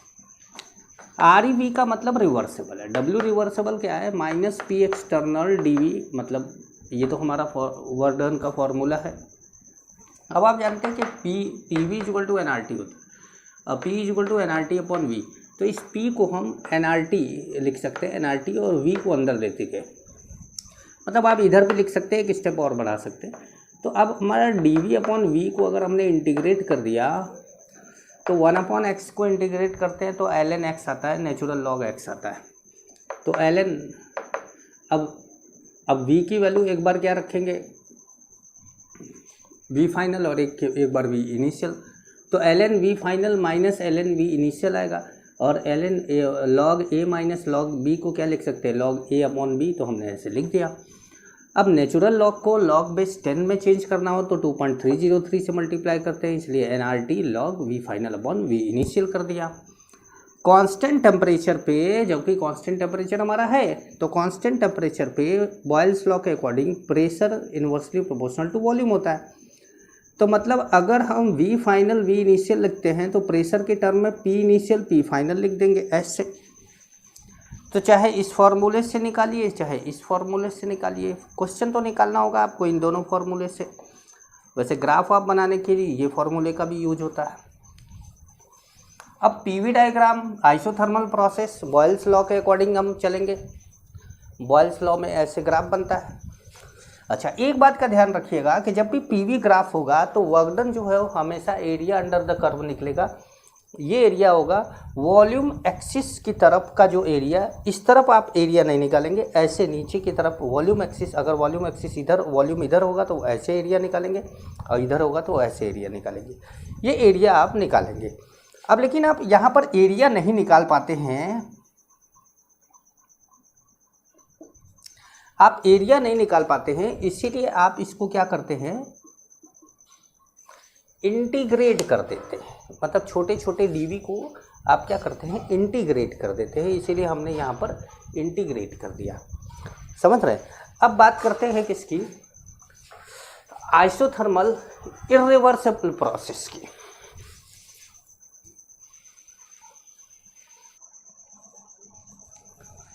देखिए, work done in isothermal process. दूसरा हमारा है इरिवर्सिबल प्रोसेस। इरिवर्सिबल प्रोसेस में क्या होगा? जैसे रिवर्सिबल प्रोसेस को आप जानते थे कि वो क्वासी स्टैटिक प्रोसेस होता है, बहुत ही स्लो प्रोसेस होता है, जो मैंने आपको एक पंप वाला एग्जांपल देकर बताया था, साइकिल के पंप वाला। लेकिन यहाँ पर तो क्या होगा कि आपने ये ब्लॉक या ये ईंट हटाई और तुरंत ये जो पिस्टन है वो ऊपर जाना चालू कर देगा। अब ये जो पिस्टन ऊपर जाना चालू कर देगा तो बीच में हमें प्रेशर नहीं पता है कि इसका क्या है, इसलिए हम यहाँ पर जो ग्राफ ऐसे ड्रॉ करते हैं रिवर्सेबल में पीवी, इस तरह का ग्राफ नहीं ड्रॉ कर सकते, क्योंकि हमें बीच में हर पॉइंट का प्रेशर नहीं पता है। हमको पता है केवल कि स्टार्ट में क्या था और अंत में क्या था, इसीलिए हमने ग्राफ में स्टार्ट और अंत, स्टार्ट ऊपर और अंत नीचे क्यों किया है? क्योंकि पहले प्रेशर ज़्यादा था इसकी वजह से, और इसको हटाने के बाद प्रेशर कम हो गया तो इसको नीचे लेते हैं, प्रेशर कम हो गया। वी इरिवर्सिबल जो होता है वो पी एक्सटर्नल डेल्टा वी होता है। डेल्टा वी भाई यहाँ पर अब छोटा चेंज नहीं हो रहा है, यहाँ पर बड़ा चेंज हो रहा है। वी फाइनल वी इनिशियल, तो जो फाइनल माइनस क्या कर देंगे? Initial, final minus initial. अब देखिए, जो फाइनल माइनस इनिशियल है वो फाइनल ज़्यादा है, इनिशियल कम है, तो ये वैल्यू पॉजिटिव आएगी, ये पॉजिटिव आएगी, ये नेगेटिव, पॉजिटिव क्या हो जाएगा? नेगेटिव हो जाएगा। तो नेगेटिव हो जाएगा तो इसका मतलब है कि ये जो प्रोसेस हमने लिया है उसमें वर्क डन नेगेटिव है। वर्क डन नेगेटिव कब होता है? जब वर्क बाय द सिस्टम होता है। तो बाय द सिस्टम कैसे हो रहा है कि जैसे ही आप इसको हटाते हैं, गैस इसको ऐसे ऊपर धक्का मारती है। गैस कौन है? सिस्टम है। गैस धक्का मारती है मतलब गैस काम कर रही है। गैस काम कर रही है तो इसका मतलब ये क्या है? नेगेटिव है। अच्छा, कई बार क्या होता है कि क्वेश्चन के अंदर दो तरह का प्रेशर देता है, एक फाइनल प्रेशर देता है और एक एक्सटर्नल प्रेशर देता है। तो वर्क अगर पी एक्सटर्नल हो सकता है कि पी फाइनल के बराबर हो, हो सकता है कि पी फाइनल के बराबर ना हो, लेकिन वर्क डन हमेशा पी एक्सटर्नल से ही कैलकुलेट करना चाहिए, कभी भी वर्क डन पी फाइनल से कैलकुलेट नहीं करना चाहिए। पर अगर ऐसा हो जाए कि पी एक्सटर्नल दिया ही ना हो, तब आप पी फाइनल को पी एक्सटर्नल मान सकते हैं, क्योंकि ये दोनों इक्वल होते नहीं हैं। क्योंकि बोला जाता है कि ये पिस्टन मासलेस होता है। ऐसा कभी हो सकता है कि कोई किसी चीज़ को दबाए रखा और उसका मास भी ना हो? तो इसका मतलब है कि ये दोनों सेम नहीं होते।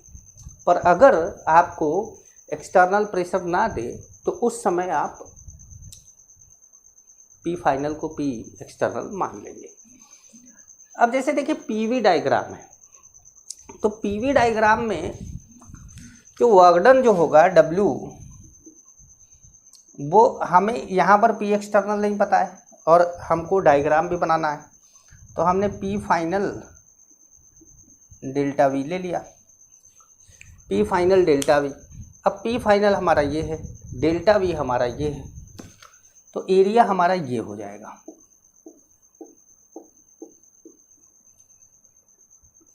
एरिया हमारा ये हो जाएगा। अगर मान लो यहाँ पे पी इनिशियल, पी फाइनल और एक जगह पे पी एक्सटर्नल भी दिया होता तब वो एरिया लेते, पी एक्सटर्नल वाला एरिया लेते। अभी नहीं दिया है तो पी फाइनल वाला एरिया ले लेंगे।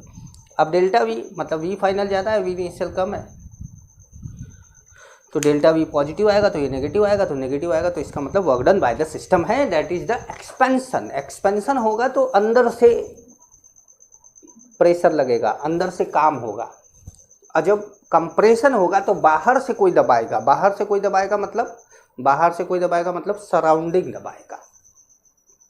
समझ पा रहे हैं मेरी बात को? समझ ही रहे होंगे। चलिए आगे बात करते हैं।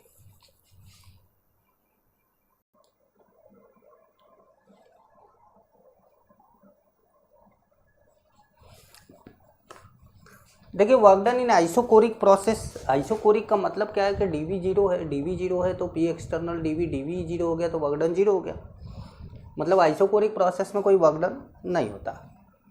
वर्क डन इन आइसोबारिक प्रोसेस पी कांस्टेंट है तो वही फॉर्मूला होता है पी एक्सटर्नल डेल्टा वी।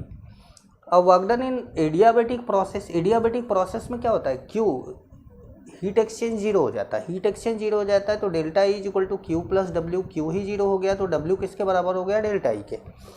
और डेल्टा ई आप जानते हैं क्या होता है, N C V delta T. तो आप N C V delta T निकालिए और आपका एडियाबेटिक प्रोसेस में डब्ल्यू आ जाएगा। ध्यान रखिएगा, ये दिमाग मत लगाइएगा। आप ये नहीं बोलिएगा कि सर ये तो आइसोकोरिक होता है और ये और वो। मैंने यहाँ पर आपको ये बताया कि ये delta E is equal to Q plus W होता है। तो उस कंडीशन में delta E N C V delta T के बराबर होता है और वही इसका क्या है, वर्क डन है। ठीक है। अब मैं आपको एक क्वेश्चन देता हूँ, कुछ फार्मूले पहले बना देता हूँ ताकि आप वो उस लर्न कर ले। उस फार्मूले को एक जगह पे लिख लिया जाएगा और उसके बाद फिर उसी पे बेस्ड क्वेश्चन दे देता हूँ।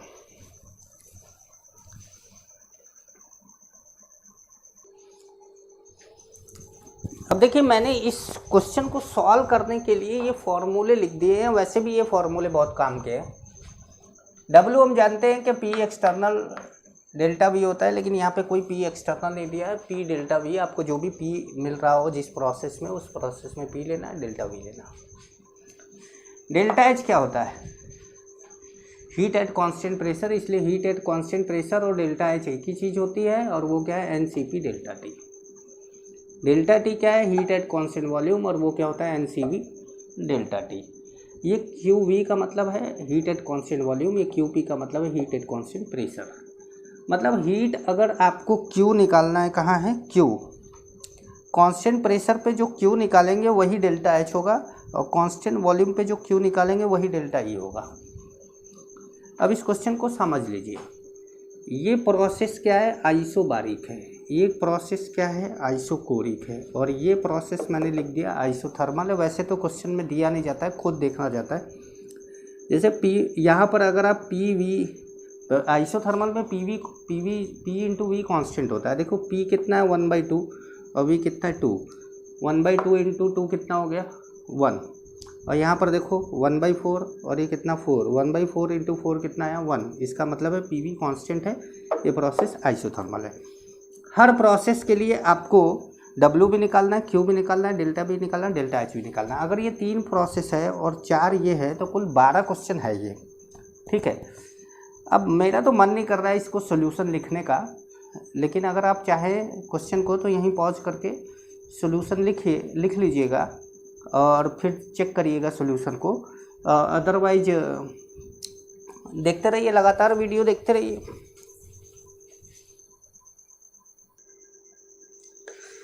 देखिए आपको सोल्यूशन समझा देते हैं।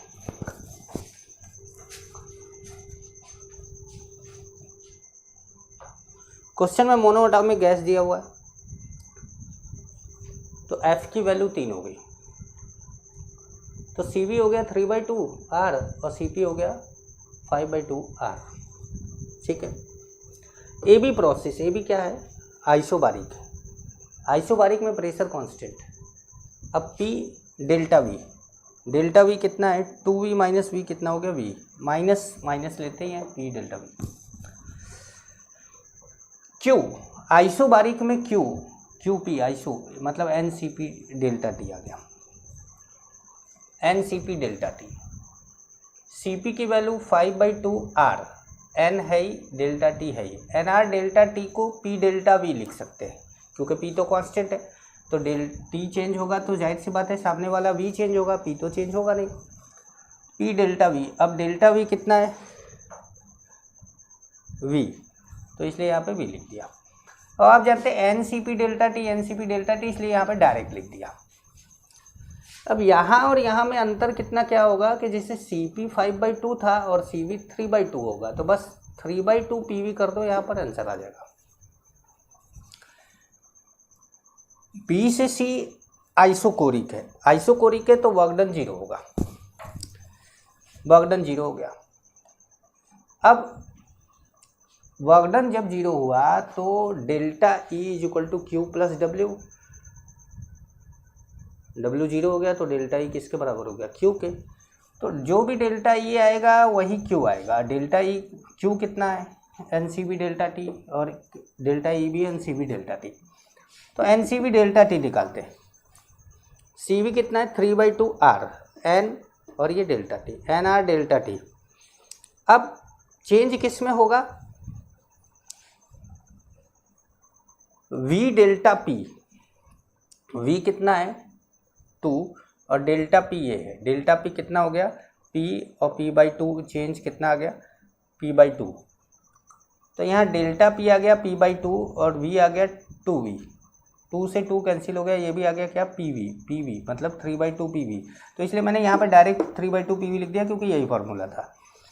और CP के केस में हम 3/2 की जगह पे 5/2 करते हैं, इसलिए 5/2 PV कर दिया, ठीक है।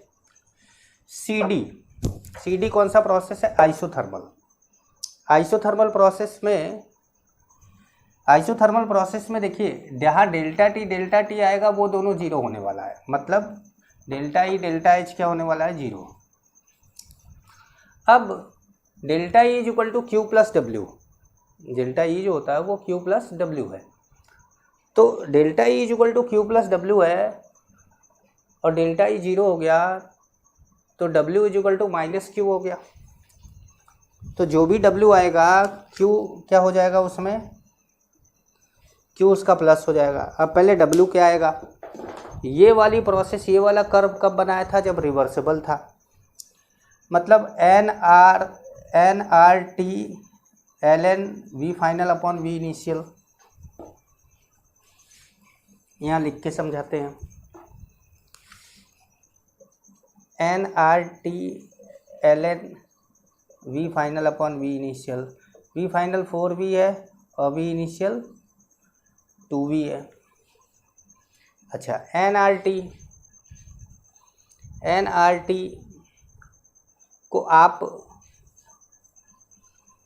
PV इक्वल टू लिख सकते हैं NRT। भाई PV इक्वल टू क्या हो सकता है? NRT। अब P क्या होगा? किसी भी पॉइंट पे ले लो, यहाँ पर, यहाँ से यहाँ तक PV क्या है? कांस्टेंट है, क्योंकि ये तो आइसोथर्मल है ना। आइसोथर्मल में PV क्या रहता है? कांस्टेंट। तो यही P और V से मल्टीप्लाई कर लो, 1/2 और 2 में मल्टीप्लाई करोगे PV आएगा, या यहाँ मल्टीप्लाई कर लो 4 और 1/4 में मल्टीप्लाई करोगे तो क्या आएगा, पी वी आएगा। तो यहाँ पर पी वी लिखना है आपको, ln 4v/v, ये 4v/2v। अब ये कितना हो गया, ये कैंसिल हो गया, ये आया कितना 2, और नेचुरल लॉग को आप log 10 में चेंज किए 2.303 से मल्टीप्लाई कर दिए। पी वी log 2 की वैल्यू कितनी होती है 0.3010, तो -2.303 into P V into 0.3010 P V आएगा। अब इसको आप मल्टीप्लाई करेंगे तो आपने केमिकल काइनेटिक्स में इसको मल्टीप्लाई करके हाफ लाइफ टी हाफ निकाला होगा, या नहीं भी निकाला होगा तो आप इसको मल्टीप्लाई करेंगे तो माइनस, ये माइनस पहले से था इसलिए -0.693 आएगा। ठीक है, और अब हमने बोला कि delta E is equal to Q plus W है, और डेल्टा ई 0 हो गया तो Q is equal to minus W हो गया, तो जितना भी डब्ल्यू आए उसमें माइनस से मल्टीप्लाई कर दो, प्लस हो जाएगा। ठीक है, और डेल्टा ई और डेल्टा एच की वैल्यू तो 0 है ही, क्योंकि टेम्परेचर का चेंज 0 है। समझ गए?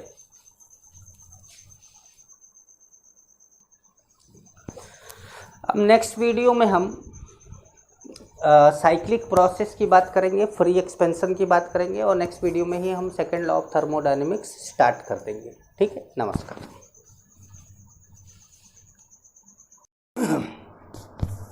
आज हम सेकेंड लॉ ऑफ थर्मोडायनेमिक्स के बारे में बात करने वाले हैं, लेकिन उसके पहले एक दो प्रोसेस की बात कर लेते हैं। जैसे एक साइक्लिक प्रोसेस है। साइक्लिक प्रोसेस क्या होता है, जहाँ से चले वहीं पहुँच गए, मतलब इनिशियल और फाइनल क्या है, सेम है। मैंने यहाँ पर कुछ नहीं लिखा है, इसका मतलब यह है कि आप किसी भी दो स्टेट वेरिएबल के बीच में आप फॉर्म वो बना सकते हैं, क्या बोल सकते हैं उसको, ग्राफ बना सकते हैं। साइक्लिक प्रोसेस में चेंज इन स्टेट फंक्शन जो होता है हमेशा 0 होता है। जैसे delta P, delta V, delta T तो हमेशा 0 होगा, मतलब इसका टी, इनिशियल का टी, फाइनल का टी सब सेम है ना, तो भाई 0 होगा।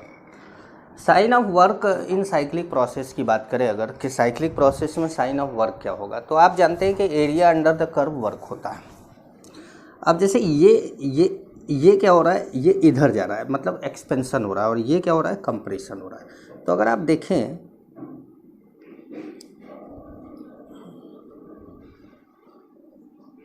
तो ये पूरा एक्सपेंशन वाला एरिया है और इतना कंप्रेशन वाला एरिया है, और ये पूरा एक्सपेंशन वाला एरिया है। एरिया निकालना है, एक्सपेंशन वाला एरिया ज़्यादा है।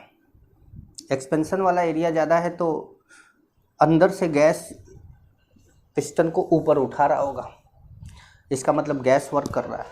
तो जब भी एक्सपेंशन होगा ध्यान रखिएगा, डब्ल्यू क्या आएगा, नेगेटिव आएगा।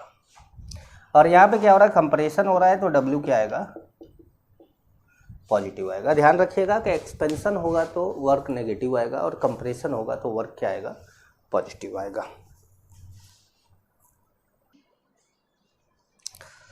अब देखिए एक टर्म और आता है जिसको बोलते हैं free expansion of gas. Free expansion of gas कब होता है, expansion of gas in vacuum. Vacuum आप समझ रहे हैं, जहाँ पर एक्सटर्नल प्रेशर या कोई तरह का प्रेशर ना हो, प्रेशर 0 हो, तो आप जानते हैं कि W इज इक्वल टू क्या होता है, माइनस पी एक्सटर्नल डी।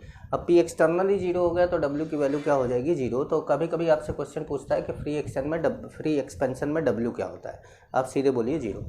अच्छा, CP CV मिक्सचर आपके कोर्स में तो नहीं है, लेकिन मैं बता देता हूँ क्योंकि भरोसा नहीं है कि कब क्या आपके कोर्स में घुस जाता है। तो सी मिक्सचर चाहे CP हो चाहे CV हो, ठीक है। अब मान लीजिए कि मिक्सचर का मतलब क्या है, कि जैसे आपके पास एक गैस का मिक्सचर है जिसमें मोनोएटॉमिक गैस भी है, डाई एटॉमिक गैस भी है, पॉली एटॉमिक गैस भी है, और सबका CP या CV अलग अलग हो सकता है। तो अगर आपको CP मिक्सचर निकालना है तो ये सब CP रखना होगा, CV मिक्सचर निकालना है तो ये सब CV रखना होगा। तो जैसे मान लीजिए कि H2 है आपके पास, हीलियम है और O3 है, तो H2 का CP, H2 का मोल, हीलियम का CP, हीलियम का मोल, O3 का CP, O3 का मोल, फिर सबका मोल डिवाइड कर दे, वैसे ही CV कर सकते हैं, ठीक है। तो ये बात रही हमारी फर्स्ट लॉ ऑफ थर्मोडायनेमिक्स में जितने भी टॉपिक आ रहे थे उन सबको हमने कवर किया। अब हम बात करते हैं सेकेंड लॉ ऑफ थर्मोडायनेमिक्स की, कि सेकेंड लॉ ऑफ थर्मोडायनेमिक्स क्या होता है। सेकेंड लॉ ऑफ थर्मोडायनेमिक्स पूरी तरीके से एंट्रोपी पे डिपेंड करता है, मैं कुछ बातें यहाँ पे लिख देता हूँ क्योंकि लिखने में समय लगेगा और आप लोगों का डेटा बढ़ेगा।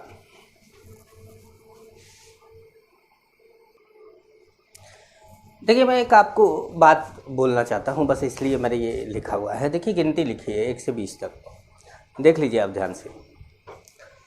तो आप एक मैंने जब मैं एक यूट्यूब पर ही मैं एक वीडियो देख रहा था, तो उसमें मैं बड़ा प्रभावित हुआ इस वीडियो से, तो मैं वही आपको दिखा रहा हूँ। एक्चुअली क्या है कि जब एक टीचर ने अपनी क्लास में गिनती लिखी तो सभी बच्चों ने गिनती देखी, तो सभी बच्चे बोले सर 14 2 बार लिख दिया, 14 2 बार लिख दिया, 14 2 बार लिख दिया, 14 2 बार लिख दिया। तो टीचर ने बोला कि हाँ बेटा, यही हमारी दुनिया है। हम कितनी भी मेहनत कर लें, हम कितना भी निस्वार्थ काम कर लें, इसको कोई नहीं देखता है। एक ज़रा सी गलती को आप लोगों ने तुरंत जो है चिल्लाना चालू कर दिया कि ये हो रहा है, ये हो रहा है, ये हो रहा है, ऐसे हो रहा है, ऐसे हो रहा है। अरे समझदार लोग हो यार, थोड़ी बहुत जो इतना फास्ट वीडियो बना रहे हैं कि आप समझिए कि एक चैप्टर को आपको 1.5 से 2 घंटे में के वीडियो में ख़त्म कर देते हैं। अब जो व्यक्ति 1.5 से 2 घंटे के वीडियो में पूरा चैप्टर ख़त्म कर रहा है और वो दिन भर एडिटिंग कर रहा है, वीडियो बना रहा है, और उसके बाद उस जो है एक वीडियो 5 GB का बन रहा है तो उसको फिर वो 300 MB में ला रहा है, तो वो सारी चीज़ें करने के बाद आपको जो है फिर गूगल ड्राइव पे अपलोड कर रहा है, और वो भी गांव में रहकर, और गूगल ड्राइव पे अपलोड कर रहा है। अपलोड करने के बाद आप तक पहुंचा रहा है, और उसके बाद फिर आपका रिएक्शन क्या है, सर आपने यहाँ गलत लिख दिया, आपने यहाँ सही लिख दिया, आपने ये कर दिया, आपने वो कर दिया। अरे यार, कैलकुलेशन मिस्टेक हो जाती है, इंसान ही हूँ।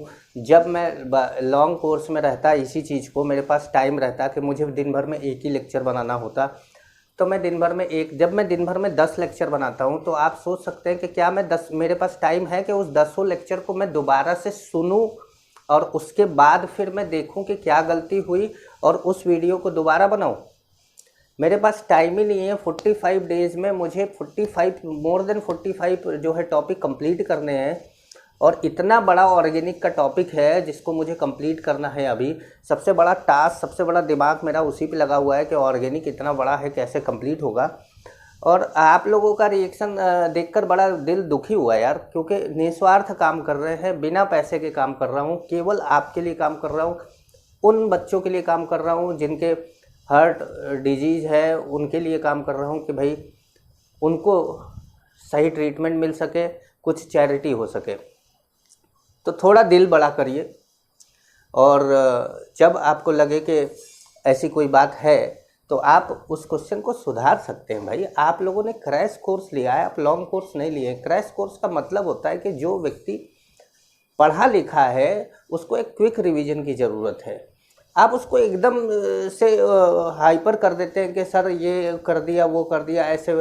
कल एक बच्चा कमेंट करा था, मुझे जो है बड़ा दुख हुआ इस बात का, और उसके बाद मैंने ग्रुप छोड़ दिया, वो पूरा ग्रुप छोड़ दिया। मैंने कहा कि जो है अब जिस बच्चे मेरे से मैसेंजर पे और व्हाट्सएप पे क्वेश्चन पूछ ही रहे, तो फिर मैंने कहा कि जो बच्चा जेन्युइन है, क्वेश्चन पूछ रहा है, उनको मैं क्वेश्चन भी दे रहा हूँ, उनको मैं अपने पास से DPP दे देता हूँ कि बेटा सॉल्व करो, कोई दिक्कत हो तो बताना।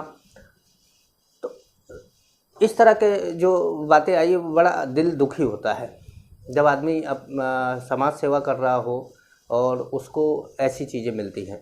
वो आपको लगता है कि आपने जो पैसे दिए हैं वो बहुत ज़्यादा है, और हम बहुत ज़्यादा पैसे दे दिए हैं, और हमने जितना पैसा दिया है वो उसका हमें वो आउटपुट नहीं मिल रहा है। तो बेटा जो है मैं माफ़ी चाहूँगा इस मामले में कि मेरे से गलती हो जा रही है।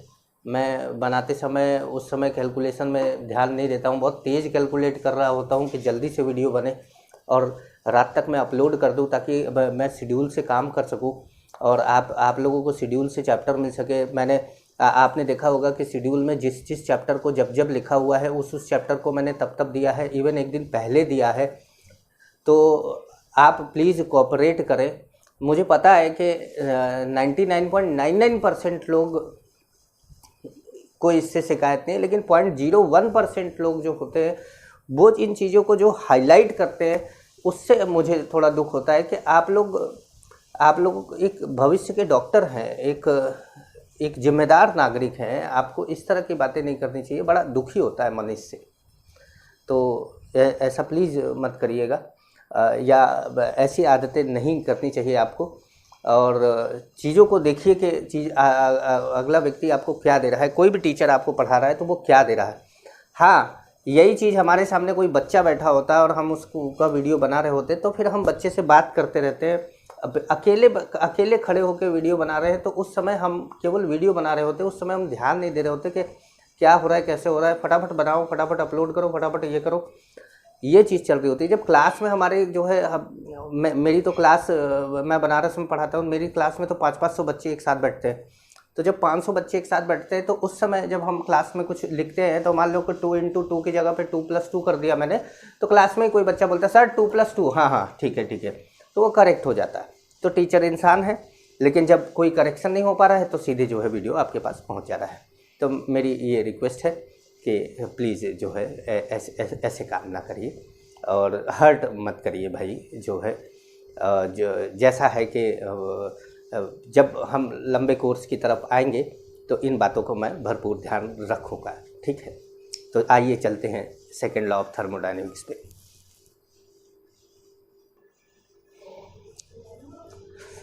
देखिए सेकेंड लॉ ऑफ थर्मोडायनेमिक्स क्या है। सब कुछ एंट्रोपी पे डिपेंड कर रहा है। सेकेंड लॉ ऑफ थर्मोडायनेमिक्स कह रहा है कि द डिसऑर्डरनेस और एंट्रोपी, मतलब एंट्रोपी का ही दूसरा नाम डिसऑर्डरनेस है, of universe increasing continuously. Universe की डिसऑर्डरनेस कंटिन्यूसली क्या हो रही है, इंक्रीज हो रही है। डिसऑर्डरनेस एक फील करने की चीज़ है, एक फील करने की चीज़ है। जैसे कि आपने एक गुब्बारे के अंदर, एक बलून के अंदर गैस भरी हुई और आपने गुब्बारा फोड़ दिया, सारे गैसें बाहर अचानक ऐसे निकल गई, that is the increase in disorderness. आपने कि वाटर वेपर को लिक्विड को जो है वेपर में बदल दिया, मतलब लिक्विड को वेपर में बदल दिया, क्या हुआ, चारों तरफ बहल गया, क्या हो गया, वो डिसऑर्डरनेस बढ़ गई। आपने बर्फ़ एक जगह पे फिक्स था, उसको जो है पिघला दिया, अब चारों तरफ फैलने लगा लिक्विड की तरह, वो क्या हुआ, डिसऑर्डरनेस बढ़ गई। मतलब सॉलिड को लिक्विड से को गैस बनाना एक तरह का डिसऑर्डरनेस को इंक्रीज करना होता है। यूनिवर्स की डिसऑर्डरनेस हमेशा इंक्रीज होती है, क्योंकि ये बात हमको माननी पड़ेगी, क्योंकि हम जिस जगह पे हैं, जितने एरिया में हैं, जिस घर में हैं, हम बस उसी की बात कर सकते हैं। हमको क्या पता मंगल ग्रह पे क्या हो रहा है, जुपिटर पे क्या हो रहा है, लेकिन हम ये बोल देते हैं कि भाई पूरे यूनिवर्स की बात कर लेते हैं। नेचुरल एंड स्पॉन्टेनियस प्रोसेस में एंट्रोपी ऑफ यूनिवर्स हमेशा इंक्रीज करता है, ठीक है।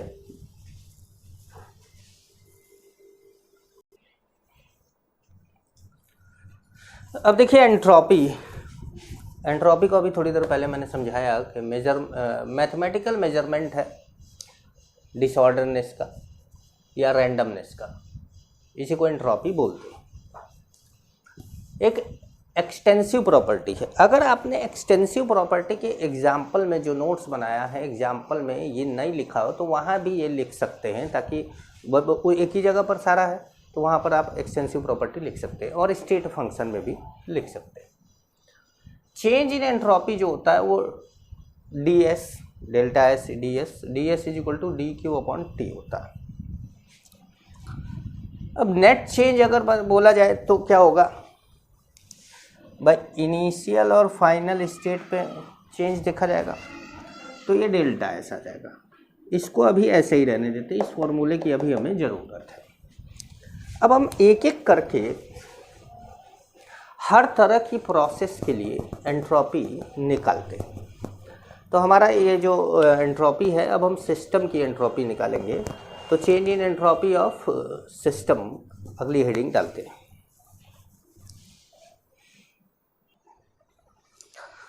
अब change in entropy delta S system का निकालना हमको, सबसे पहले हम बात करते हैं आइडियल गैस सिस्टम की। अब देखिए सिस्टम या कोई भी delta S is equal to क्या था, इंटीग्रेशन ऑफ dQ/T। अब आप जानते हैं, यहाँ मैंने एक्सप्लेनेशन लिखा है इसका, ये निकाल कर एक्सप्लेन करके यहाँ पर सब लिखा हुआ है। देखिए D is equal to DQ + W, ये फर्स्ट लॉ ऑफ थर्मोडायनेमिक्स है। डी डब्ल्यू को इधर ले आए तो क्या हो गया, D Q is equal to D minus W. W क्या होता है, माइनस पी डी वी होता है, तो ये माइनस क्या हो गया, प्लस हो गया, तो D plus P D V. तो हमने डी क्यू की जगह पर क्या रख दिया, D plus P D V. ठीक है, अब आप जानते हैं कि डी क्या होता है, N C V D T, तो हमने डी क्या रख दिया, N C V D T.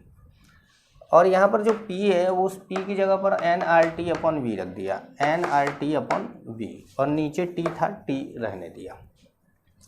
अब ये दो चीज़ें हैं, दोनों को इंटीग्रेट करना है। अभी तक तो प्लस करके लिख रहे थे ऐसे, लेकिन अब दोनों को इंटीग्रेट करना पड़ेगा। तो पहले आप इस T से इसमें डिवाइड करिए, इस T से इसमें डिवाइड करिए। जब T से इसमें डिवाइड करेंगे तो ये डी टी अपॉन टी आ जाएगा। जब T से इसमें डिवाइड करेंगे तो T से T कैंसिल हो जाएगा, यहाँ पे डी वी अपॉन वी बचेगा। तो जब डी वी अपॉन वी बचेगा तो वी फाइनल वी इनिशियल यहाँ रख देंगे, और डी टी अपॉन टी बचेगा तो टी फाइनल टी इनिशियल रख देंगे। अब 1/x का इंटीग्रेशन ln x होता है, नेचुरल लॉग x, यहाँ पर भी नेचुरल लॉग x। तो अब एक बार टी फाइनल रखेंगे, एक बार T initial. Natural log x में मान लो जो है x की वैल्यू, एक बार T final ln T final minus ln T initial. अब A log A minus log B को क्या लिख सकते हैं, log A upon log B, तो वो हमने लिख दिया। और यही काम हमने यहाँ पे किया। ये जो फॉर्मूला है वो हमेशा वैलिड होता है आइडियल गैसियस सिस्टम के लिए। लेकिन क्या होता है कि आपको पूछा जाता है कि आइसोथर्मल प्रोसेस में एंट्रोपी क्या होगा, एडियाबेटिक में क्या होगा, आइसोबारिक में क्या होगा, आइसोकोरिक में क्या होगा। तो इसके लिए हम जैसे ये वी फाइनल वी इनिशियल है, पी के टर्म में भी एक फॉर्मूला निकाल देते हैं। अभी तक हमारे पास फार्मूला सी वी के टर्म में था, अब हमने फार्मूला सी पी के टर्म में भी निकाल लिया। इसी फार्मूले से हमने डराइव किया है, तो ये भी क्या होगा, ऑलवेज वैलिड होगा। अब जैसे N C V L N T final T initial, N R L N V final V initial था, हमें सी वी मिला।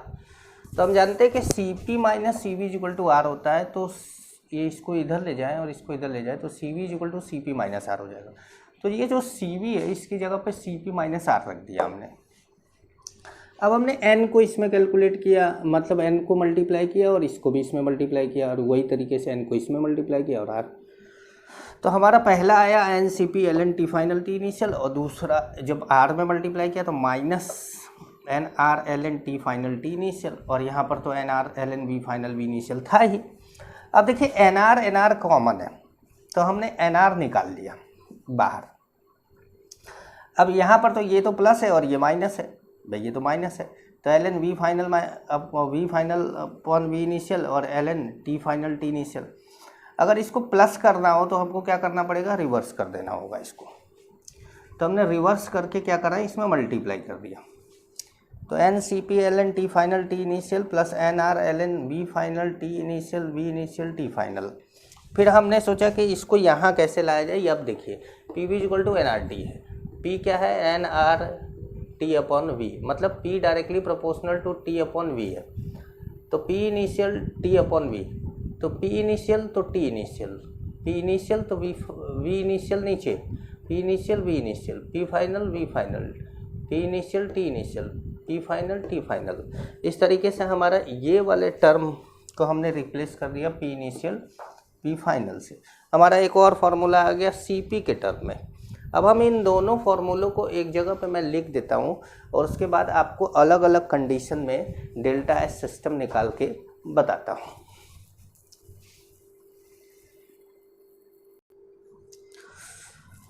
अब देखिए मैंने दोनों फार्मूले यहाँ लिख दिए ताकि आपको दिखता रहे। और मैंने एक क्वेश्चन आपसे पूछा, मैंने पूछा कि right the formula for an ideal gas under following process.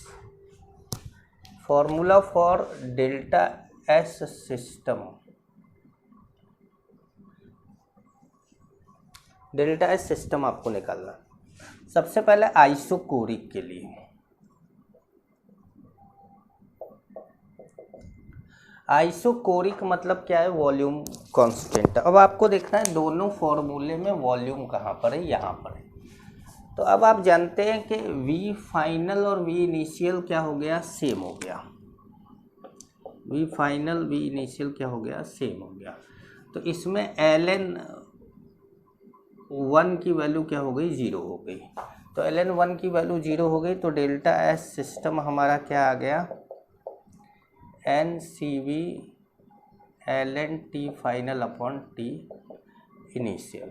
आप नेचुरल लॉग को बेस 10 में चेंज करने के लिए 2.303 से मल्टीप्लाई कर लेंगे। दूसरा है हमारा आइसोबारिक।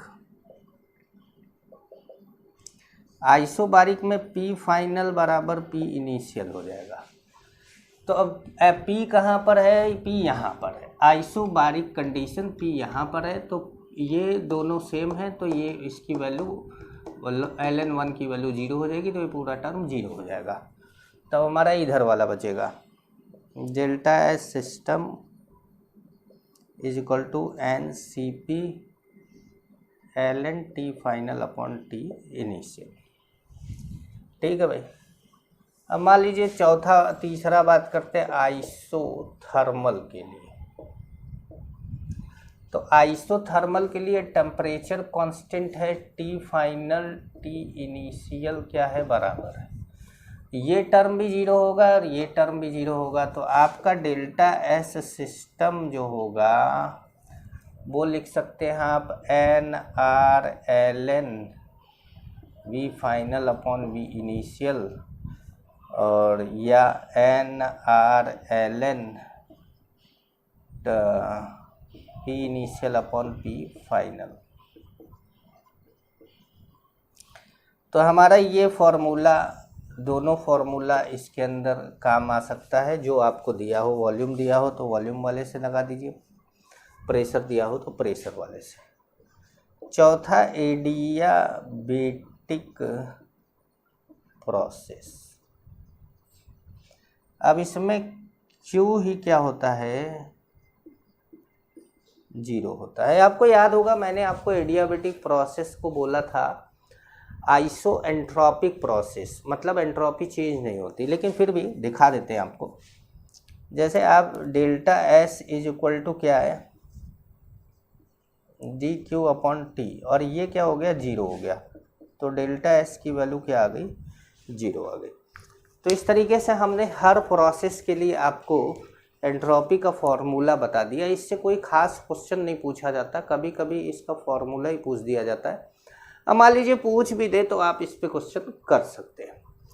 अब जो हमारा अगला टॉपिक है वो गिब्स फ्री एनर्जी है।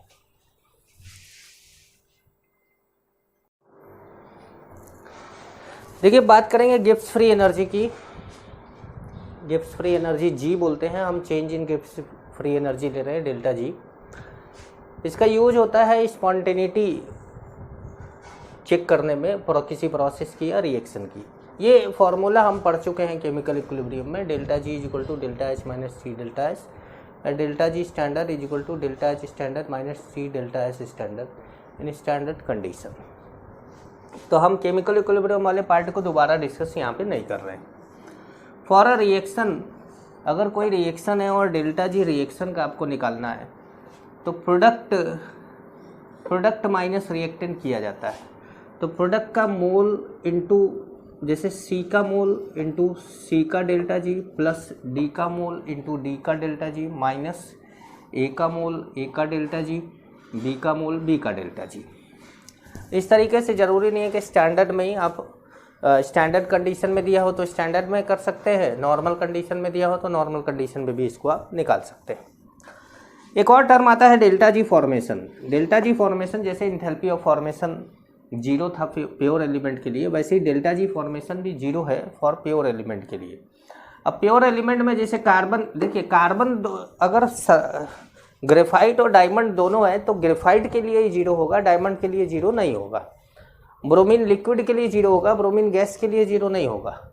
क्लोरीन गैस के लिए 0 होगा, लेकिन क्लोरीन और किसी स्टेट में आ जाएगा तो 0 नहीं होगा। सल्फर S8 के फॉर्म में रहेगा, 0 रहेगा, और वो भी रोम्बिक सल्फर। मोनोक्लिनिक सल्फर के लिए 0 नहीं होता। वाइट फॉस्फोरस के लिए 0 होता है, रेड और ब्लैक के लिए 0 नहीं होता। आयोडीन सॉलिड होगा, 0 होगा। ये ध्यान रखिएगा, कुछ एलिमेंट मैंने वो लिए हैं जो बार बार आपको पूछे जाते हैं क्वेश्चन में। स्पॉन्टेनियस प्रोसेस के लिए डेल्टा जी कैसा होना चाहिए, नेगेटिव।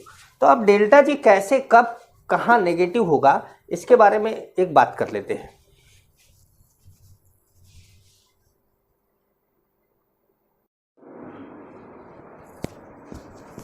अब देखिए हम डिफरेंट कंडीशन लेकर आपको बताएंगे कि प्रोसेस स्पॉन्टेनियस कब होगा और नॉन स्पॉन्टेनियस कब होगा। जैसे पहली कंडीशन हमने ली, डेल्टा एच ले लिया नेगेटिव और डेल्टा एस ले लिया पॉजिटिव। अब डेल्टा एच हमारा यहाँ हो गया नेगेटिव और डेल्टा एस हो गया पॉजिटिव। तो अब दोनों नेगेटिव है तो delta G temperature, any temperature, कोई भी टेम्परेचर ले लो, डेल्टा जी क्या आएगा, नेगेटिव आएगा, प्रोसेस स्पॉन्टेनियस होगा। अब हमने डेल्टा एच को ले लिया नेगेटिव, समझ पा रहे हैं आप।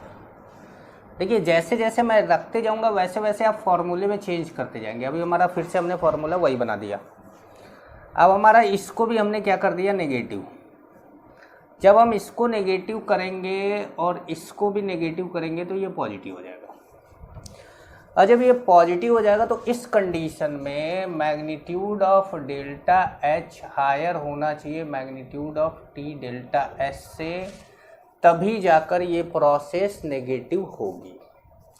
तो अगर यहाँ पर टेम्परेचर को हम कम कर दें तो इसकी वैल्यू कम हो जाएगी। तो मतलब लो टेम्परेचर अगर हम लेते हैं तो ये भी क्या आ जाएगा, नेगेटिव, और ये क्या होगा, स्पॉन्टेनियस। लेकिन अगर हम हाई टेम्परेचर लेते हैं तो हाई टेम्परेचर लेते हैं तो उस टाइम पर ये ऐसे हो जाएगा। जब ऐसे हो जाएगा तो पॉजिटिव होगा, तब ये वैल्यू पॉजिटिव आ जाएगी। और जब पॉजिटिव आ जाएगी तो ये क्या हो जाएगा, नॉन स्पॉन्टेनियस।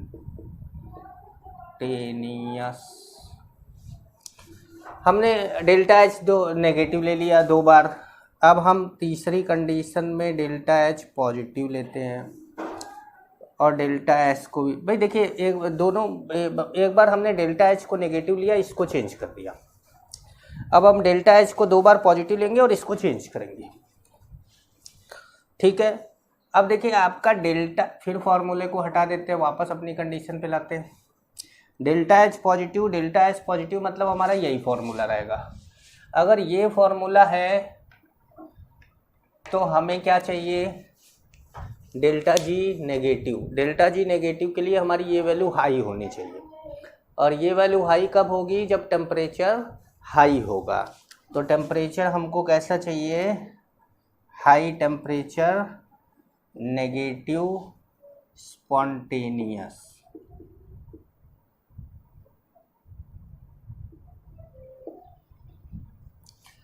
अब अगर हम लो टेम्परेचर ले लेते हैं तो ये वैल्यू कम हो जाएगी, ये वैल्यू ज़्यादा हो जाएगी, ये वैल्यू ज़्यादा हो जाएगी, तो ये पॉजिटिव हो जाएगा। मतलब अगर हम लो टेम्परेचर लेते हैं तो ये पॉजिटिव हो जाएगा और प्रोसेस नॉन स्पॉन्टेनियस हो जाएगी, ठीक है। अब चौथी कंडीशन है हमारी, हमने इसको फिर पॉजिटिव ले लिया, हमने इसको पॉजिटिव ले लिया है तो अब हमने नेगेटिव कर दिया। जैसे ही हमने इसको नेगेटिव किया, ये तो पॉजिटिव था, ये नेगेटिव किया, नेगेटिव करते ये पॉजिटिव हो गया। अब बेटा कोई माइका लाल इसको स्पॉन्टेनियस नहीं बना सकता, क्योंकि डेल्टा जी अब ऑलवेज एनी किसी भी टेम्परेचर पर डेल्टा एच पॉजिटिव ही आना है और प्रोसेस नॉन स्पॉन्टेनियस ही होनी है, ठीक है भाई। ये ध्यान रखिएगा, ये चार्ट मैंने बनाया आपके लिए, अलग अलग चेंज कर करके आप भी करेंगे इसको। आपके सामने ऐसा क्वेश्चन आता है कि प्रोसेस स्पॉन्टेनियस है कि नॉन स्पॉन्टेनियस है, मैंने आपको साइन लेकर दिया, वो वैल्यू देकर, वैल्यू विद साइन देकर आपको पूछते हैं, ठीक है बच्चों। तो अब हम बात कर लेते हैं थोड़ी सी थर्ड लॉ और जीरोथ लॉ की, ताकि हमारा थर्मोडायनेमिक्स का चैप्टर खत्म हो। थर्मोडायनेमिक्स को हमने दो पार्ट में डिवाइड किया था, थर्मोडायनेमिक्स अलग कर दिया था, थर्मोकेमिस्ट्री अलग कर दिया था। तो हम नेक्स्ट चैप्टर थर्मोकेमिस्ट्री स्टार्ट करेंगे, बस थर्ड लॉ जीरोथ लॉ को पढ़ाने के बाद।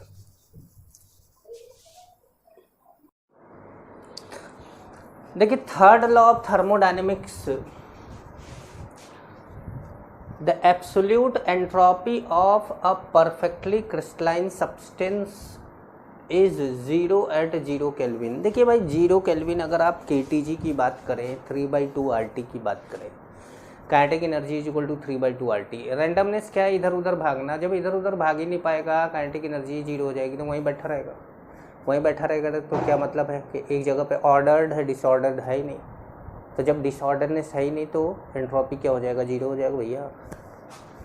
तो at absolute 0 every crystalline solid is, भाई एब्सोल्यूट 0 पे सब सॉलिड ही रहता है, is in a state of perfect order, हिलेगा डुलेगा ही नहीं, एंड इट्स एंट्रोपी इज 0। ये है थर्ड लॉ ऑफ थर्मोडायनेमिक्स। इस पे मतलब और भी बातें करते हैं लेकिन अपन को नहीं करना होता है, हमारे सिलेबस में नहीं है, ये फिजिक्स के सिलेबस में चला जाता है। 0th law of thermodynamics. आखिर थर्ड लॉ के बाद 4th लॉ क्यों नहीं आया? 0th लॉ का क्या मतलब है? मतलब अगर अभी एक और लॉ खोज दिया जाए तो -1 लॉ, -2 लॉ, -3 लॉ बोला जाएगा। अब ऐसा क्यों बोला गया भाई? 0th लॉ क्यों बोला गया इसको? 0th लॉ इसलिए बोला गया क्योंकि जब फर्स्ट लॉ खोजा गया, सेकेंड लॉ खोजा गया, थर्ड लॉ खोजा गया, तब तक इसको खोजा ही नहीं गया था, तब तक इस पर बात ही नहीं हुई थी। तो देखा गया कि हमने बड़ी बड़ी बातें कर ली, internal energy is equal to Q + W, हमने बात कर ली एंट्रोपी की, सेकेंड लॉ की, मतलब डिसऑर्डरनेस यूनिवर्स की बात कर ली, हमने एब्सोल्यूट 0 पे बात कर ली, लेकिन अभी तक हम यही नहीं जानते थे कि 0th लॉ बहुत आसान सी चीज़ है। अब 0th लॉ में क्या बोला गया? जैसे मान लीजिए कि हाँ, ये है आदमी A और ये आदमी B है और मैं हूँ C। मैं दीपक मिश्रा C या दीपक मिश्रा ही मान सकते हैं। तो आप लोग तो DM सर बोलते हैं, मैंने तो पहली बार मेरा नाम ही DM सर सुना है, लेकिन चलिए ठीक है, दीपक मिश्रा DM सर एक ही बात है।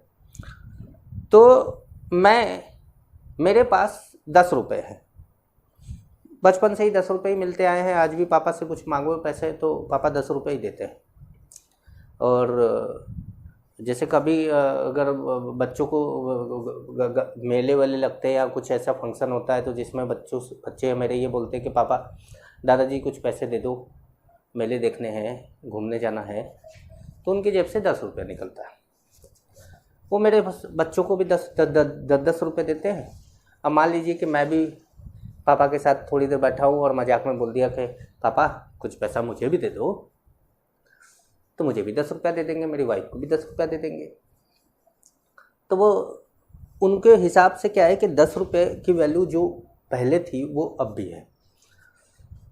तो उस समय वो 10 रुपये ढेर सारी सामान खरीद लाते थे, वो सोचते 10 रुपये में आज भी सामान खरीद लाएंगे, लेकिन अब कहाँ, अब तो 10 रुपया भिखारी को दो तो वो बोलता है कि भैया इतने में क्या होगा, 10 रुपये का तो एक ब्रेड का पैकेट नहीं मिल रहा। अच्छा छोड़ो, चलो मेरे पास 10 रुपया है, मैंने ये